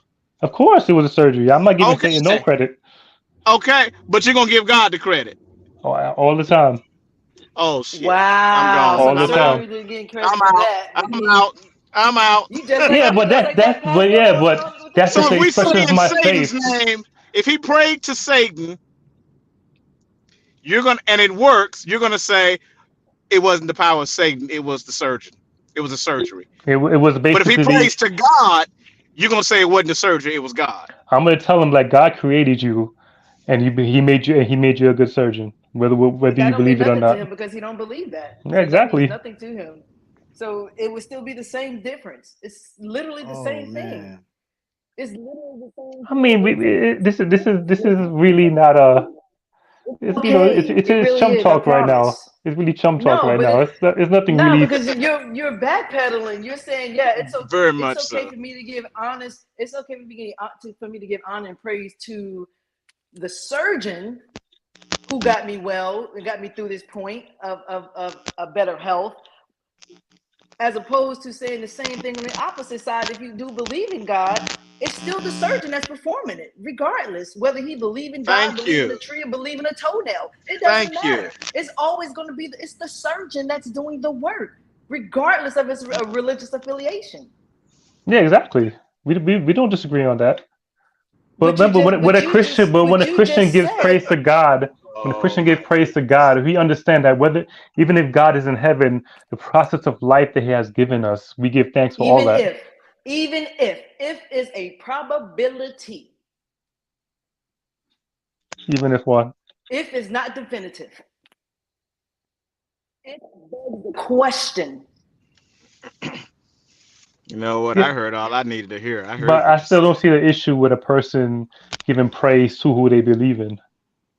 We're not saying that you can't give praise to what you believe in. We're saying what we're saying is that you're flipping the script and saying, "Oh, I'm only going to give praise to this surgeon, because he believes in God, he believes as Well, no, I but do, what? No, as no, hold opposed- on. You said I'm flipping the script. What did I flip before? See, this is what you're doing. Y'all taking the response from another Christian and applying No, that we're to talking me. to you right now. No, we're talking to you We're right now. talking This about is what you. you're stating. You stated this. Oh, I'm going to give the praise to God because Mhm. this person was an atheist and don't believe like me. However, Mhm. I'm going to give the praise to God because this person is a doctor who happened to be saved. But you don't want to give the praise to the surgeon. I mean, to the surgeon if you do believe in God. Only if it believes in the devil or an atheist. Who said I don't want to not give believe- praise to? Who said I You never said want to that. give? You said I'm gonna give praise to the No, to God no, all day no. long. Eli asked me if I'm going to basically give praise to the surgeon's deity, which was motive. I said no. I'm not going to give praise to the deity. That's what I said. No, not the deity. No. Not the deity Maybe he meant itself. I was just saying. I meant the deity when I said I want to give praise to the deity. No, I'm just saying. Who Actually, are what we you to think said. that his deity is real and just as powerful as your God? If he prayed to his deity and you got well, Right. Yeah, and you said basically, Right. what should And I you said believe that if- it was his deity? And I'm you like, said no. if no. You said if you got well, if the guy prayed to Satan and you got well, you said what you will say is it was the surgery. You didn't say you were going to say it was God. that's what you Until said. we Right, switched that's it what up you said. and said, what if he prayed to God? No, I think you okay. This is what I think you misunderstood what I meant. When Okay. Eli said I know motive what you did it, said though. when Eli said I'm under the pretense that you're saying that should I give praise to motive if I got well because this surgeon prayed to motive right before I went under the anesthesia, right? I'm like, what motive? And boom, I'm knocked out. I wake up, surgery, successful, and the surgeon says, I praise to motive. I'm under the impression you're saying should I basically give praise to motive and not God? I'm like, no, I'm not going to give praise to him. I'm going to still give praise to God, and it was a surgeon who did it. Oh, so you misunderstood the question. I got you. Okay. Yeah. I see where you're at now. Okay, but that's. I'm glad y'all laughed. You know what I'm saying? I'm glad y'all laughed. He prayed to whom. My point Thank you. was he prayed to a God that was not your God, and Yeah. you got well. So are we to deduce from that his God must be real too? Exactly. Oh, okay. That So you're was the saying point. should you use miracles as evidence for God, basically, or something good happening? No, I'm That's saying exactly what I'm Just saying. hear the question, I'm man. saying exactly what I'm saying.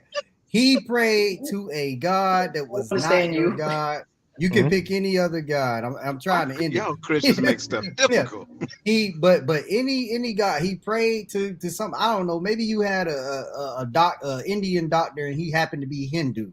Okay. Yeah. So but you didn't ask about that. He prayed with you, you got well. He was praying to some other God though, because they got like thousands of them in the Hindu religion. Right. Are we to think that whatever God he prayed to has just as much power as yours? Yeah, that's what I meant when you said, "Are we to think?" Should you take that as evidence because I got well from the surgery? I mean, no. You said again Oh. from the surgery. But Wait. if it happened to be Okay. a Christian doctor, then it's God did it and not the surgery.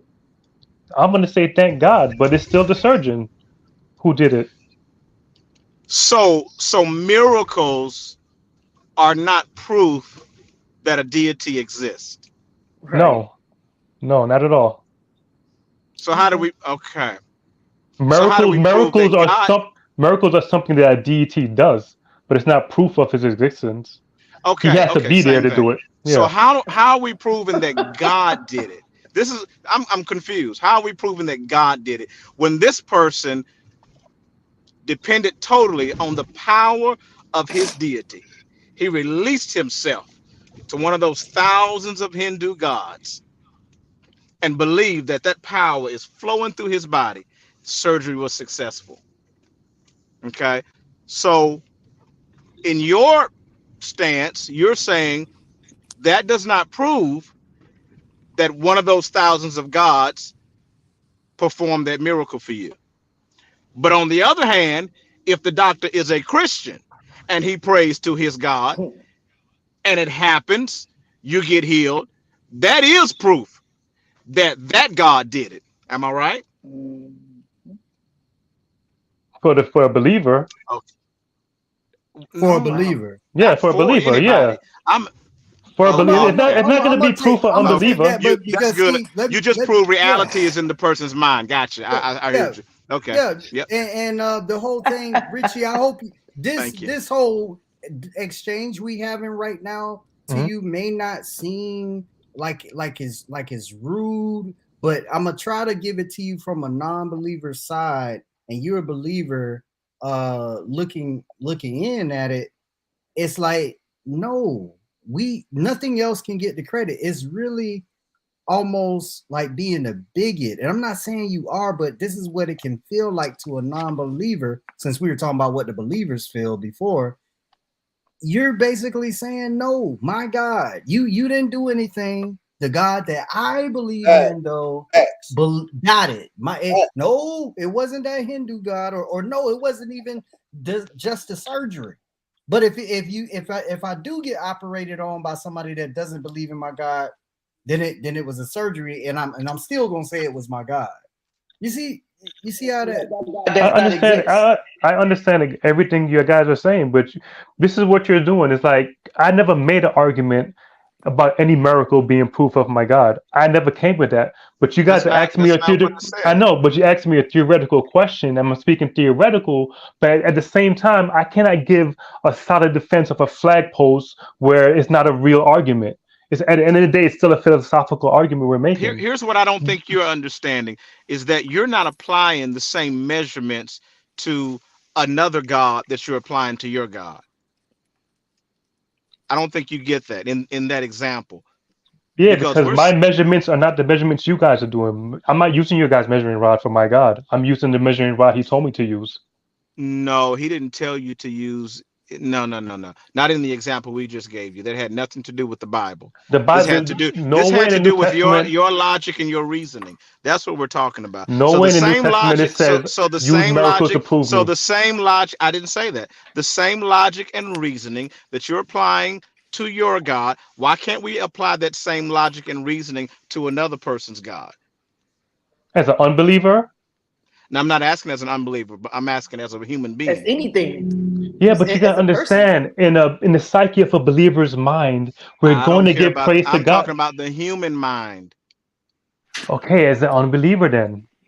From somebody that doesn't believe in No, my we're God. all humans. No, we're all humans. Yeah, we all Believers and humans. But what you're saying is that look what you're saying.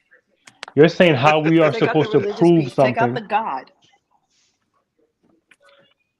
Never mind. I don't think you guys understand the question you're answering. That's what I think it is. I don't think you understand the question we're asking you. We all get it. we get the question. It was very simple. These are grown adults. These are grown. This is all I be saying.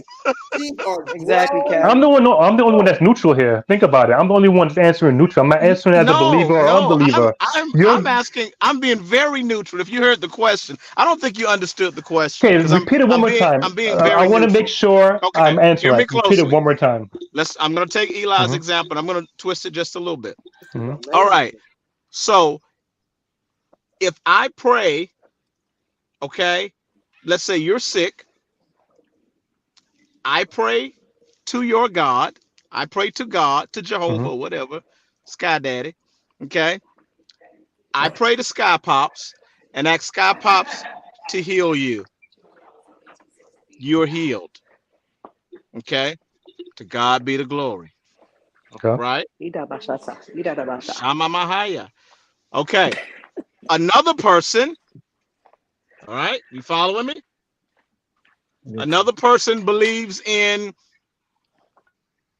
aliens. Okay. Anything. Another person believes in aliens and prays to the power of aliens to heal me. And I get healed. Why can't I say the aliens did it? Okay. All right. What's preventing you from not saying it? So what's the point? What's the question now? What's the real question? Who should he give credit to for being healed, Richard? So why can't what? Okay. Ooh, like I'm really trying we to. We can say that. In other words, it doesn't prove the validity of either one of them in all reality. It just does not. Yeah, and I agree with Because you if we, guys that miracles don't prove a deity existence. I said that in the I beginning. mean, no, not the existence. I should say, who did it? Who did Okay, it? Who's the God? Let's go back to Elijah. Who's the God? Which one answered by fire? okay. So if I'm like you guys, right? There's nothing we cannot use those things to prove none of them, right? We can't. Who And should he get credit to? as him, as Jamal, as an In that, unbeliever, in that example, who should he give credit to? Who healed him? Was it the alien or God?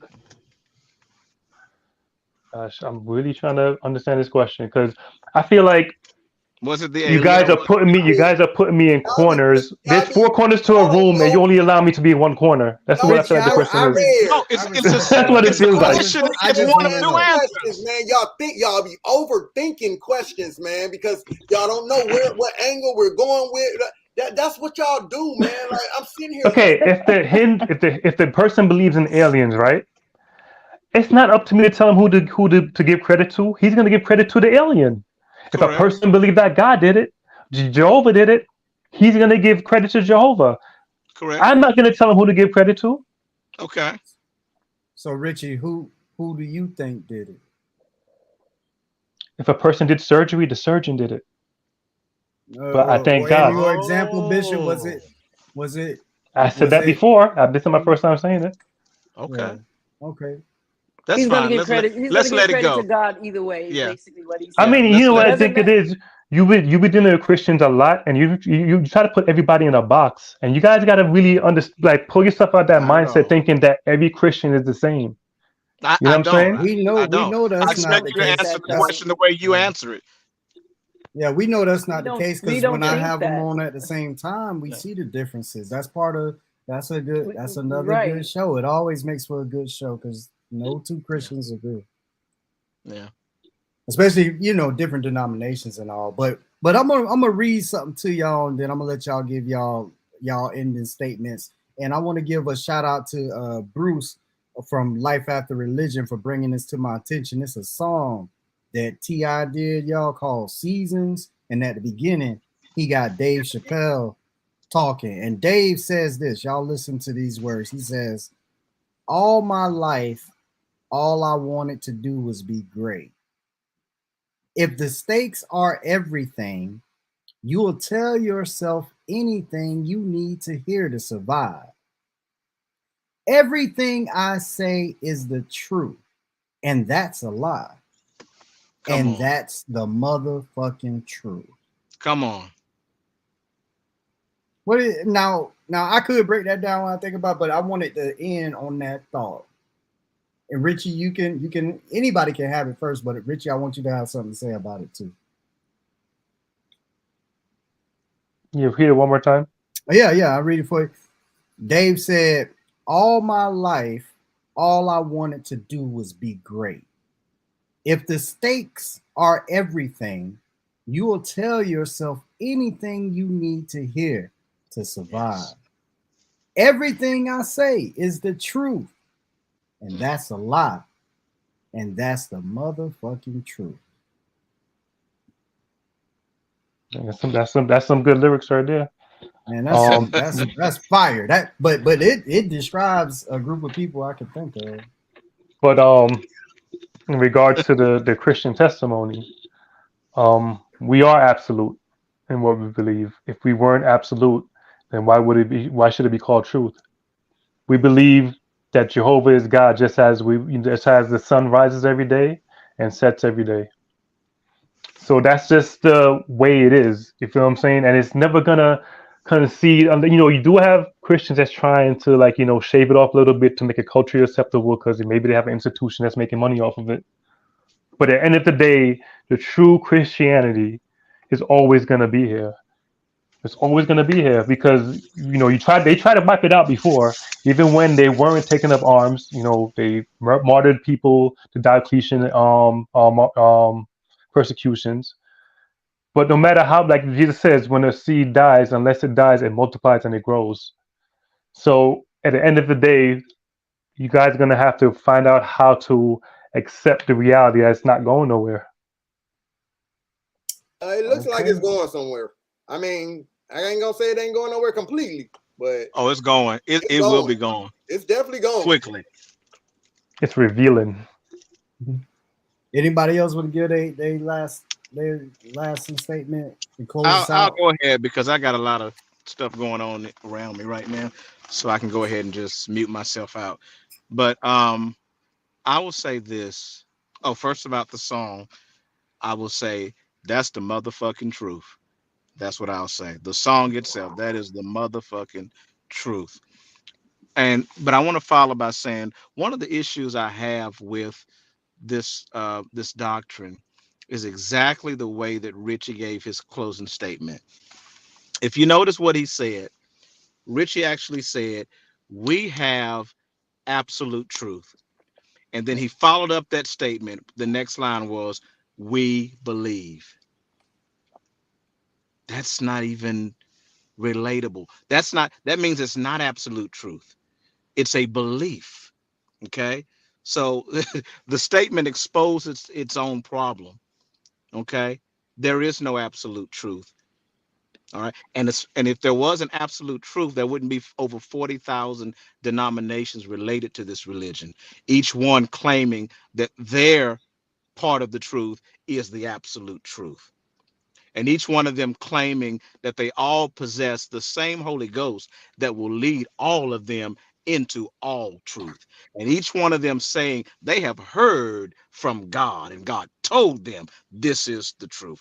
That is a problem. There is no absolute truth, but the second statement Richie made is absolute truth, and that is we believe. You're right. You believe. Thank And I you, think Bishop. Amen and amen. Let I church want to, say man, amen. Go ahead, D. amen. May I piggyback off of him because that's where I was going at too with what Jamal was saying. It's just to go back to the topic of the show. Christians have a, I guess would you a micro? They have a micro and macro system. They believe on the grand scale the same thing. Jesus died. He's coming back. Heaven, hell, those ideologies.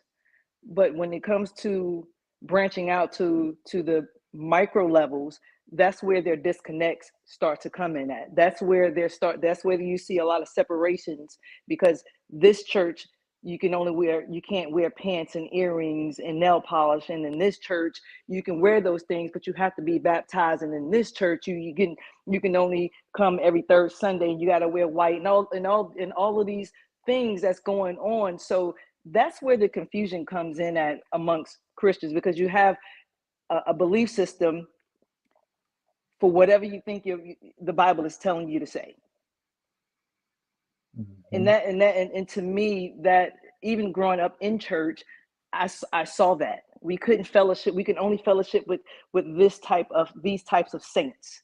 You know, these saints. You had some Baptist churches across the street from us. Like we grew up in New York, in Harlem, so you got a church on almost 2 or 3 churches on every freaking corner.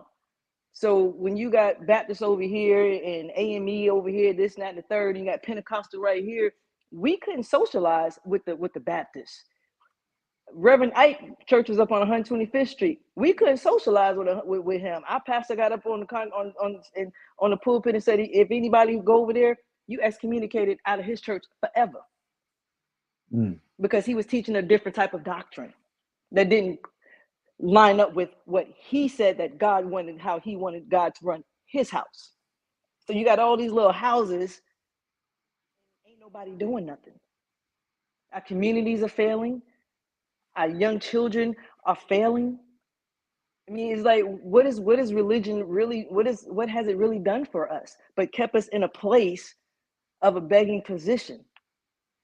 Kept us in a place where we're not even focused on getting land. We're not focused on learning stocks and doing this and that to uplift our community financially, emotionally, independently. This is my problem with religion, not just Christianity, but religion in general. It teaches us to take a back seat and let this God, this entity, this deity to do all these things while we do nothing. Because if that's the case, And this is not a black and white thing, so I don't want nobody to think that. But if I'm gonna serve a God, I'd rather go to the white church because they doing something. They doing stuff in their communities. Ain't no liquor stores in their community. They don't stand for that type of stuff. But we do. Now, I'm not saying religion is a big is the one that started all of this, but it damn sure it plays a huge part in it. So thanks, sis. And y'all, we gonna go ahead, and it's so much I can say in those last comments. Thanks for DeWanna bringing up Ike. Thanks to Richie. Thanks to Bishop for coming in here, and thanks to Chief Kali. Y'all, he always Kali, you literally get the last word every show. You know that, right? Because of the video, you get the last. Go ahead, yes, man. Take us out. Man, I appreciate it, man. Listen, man, I know I'm the rough around the edge guy, but listen, man, I like shows like this. And honestly, I just kind of wish Richie had more backup, you know, that came, because I don't like for it to seem like everybody's jumping on Richie or he's expected to answer for the way other believers move around in the earth. You feel what I'm saying? But it's hard to get them. Facts. You know, it's hard. I invited them.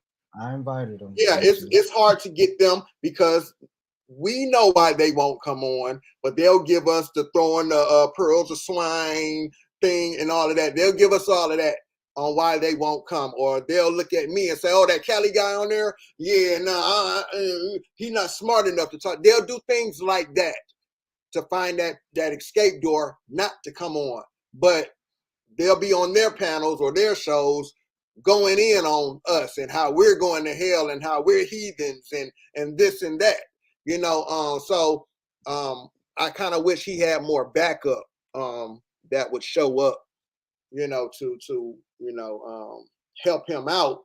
I'm not saying help him out, but just give their perspectives on the topics that we're talking about. But I thank you, Eli, man. Y'all already know. Y'all know where I stand at on this religion stuff.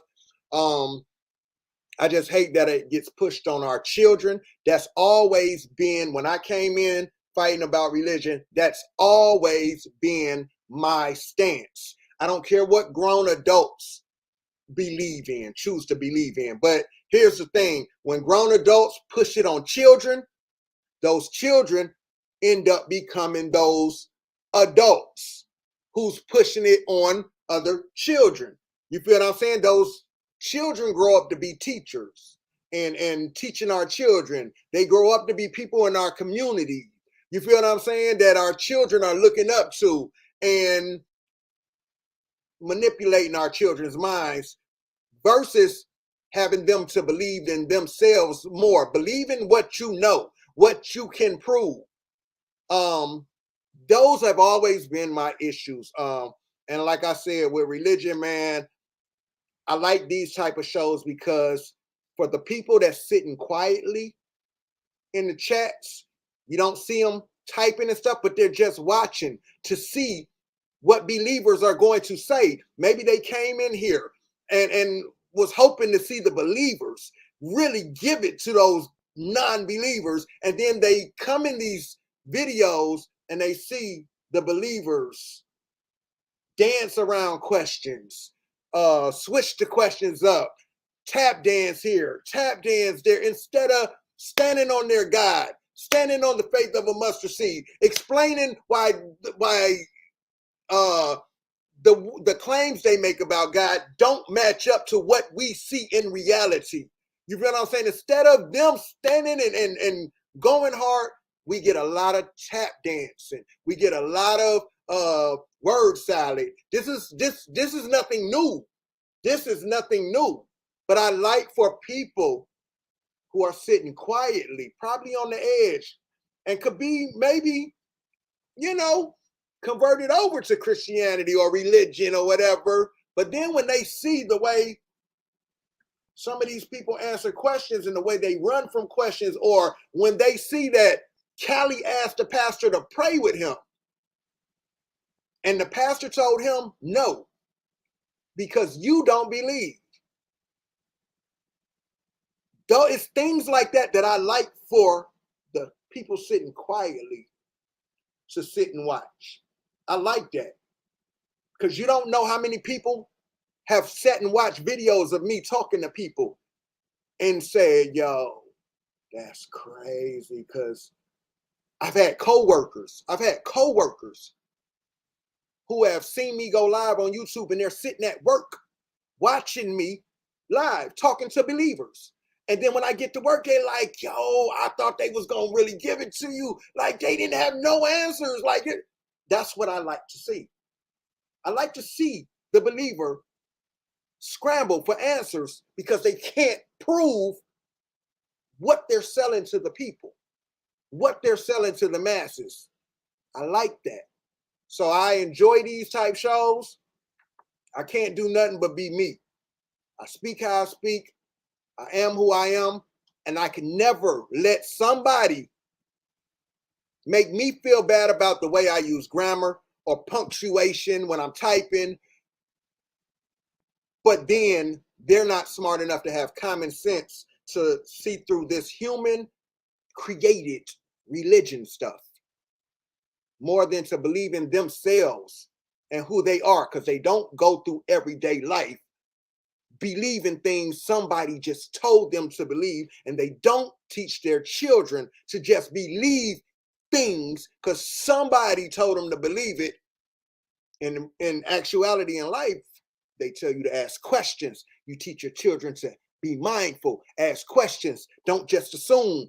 These are things you teach your children. But when it comes to religion, we throw all of that out the window because somebody wrote it in a book and told us to believe it. That's all I be trying to get our people to see. That's all.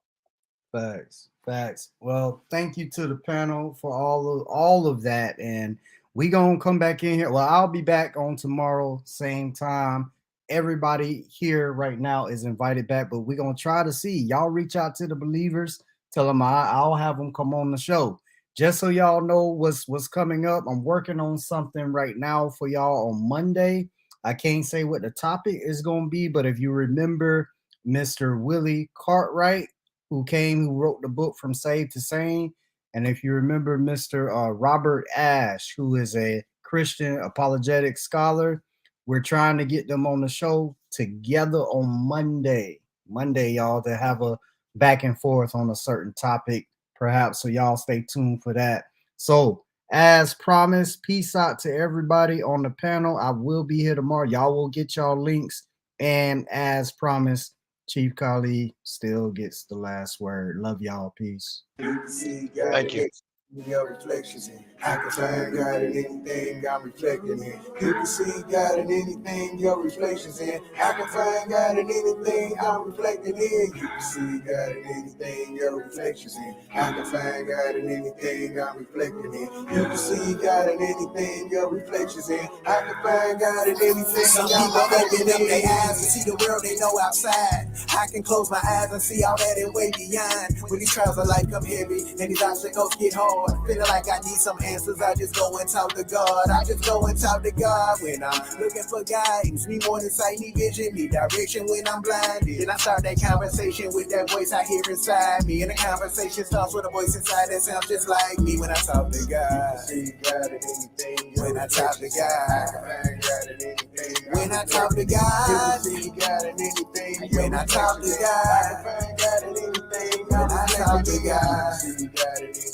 Your reflections in. I can find God in anything I'm reflecting in. You can see God in anything your reflections in. I can find God in anything I'm reflecting in. My daddy said don't ever assume, ask questions. It's ironic it was that advice that helped this song happen. It was also that advice that led me to my life's blessings. That same advice helped me make it through life's lessons. It was that advice that separates grown-ups away from children. That advice can be the difference from knowing or just believing. It was that advice that brought the gavel down on my decision of breaking the mental chains of this man created religions. Just faith and belief, nonsense, the biggest scam ever. I hate to say it, I swear this one hell of a mental illness. We don't believe no other time. Why we do it with these religions? The fact that COVID's killing while all of these guys is missing. A lot of hide and seek and peekaboos. Guys playing games with you. I'ma just assume he ain't got no COVID miracles. Maybe he ran out after making the donkey talk, or them stories about a guy walking on water tides. This is simply a distraction to keep you away from you and to look outside for a guy when the God is inside of you. When you close your eyes at night to pray to that voice you talking to, when you ready to face the truth, you realize that voice is you. You can see God in anything your reflections in. I can find God in anything I'm reflecting in. You can see God in anything your reflections in. I can find God in anything I'm reflecting in. You can see God in anything your reflections in.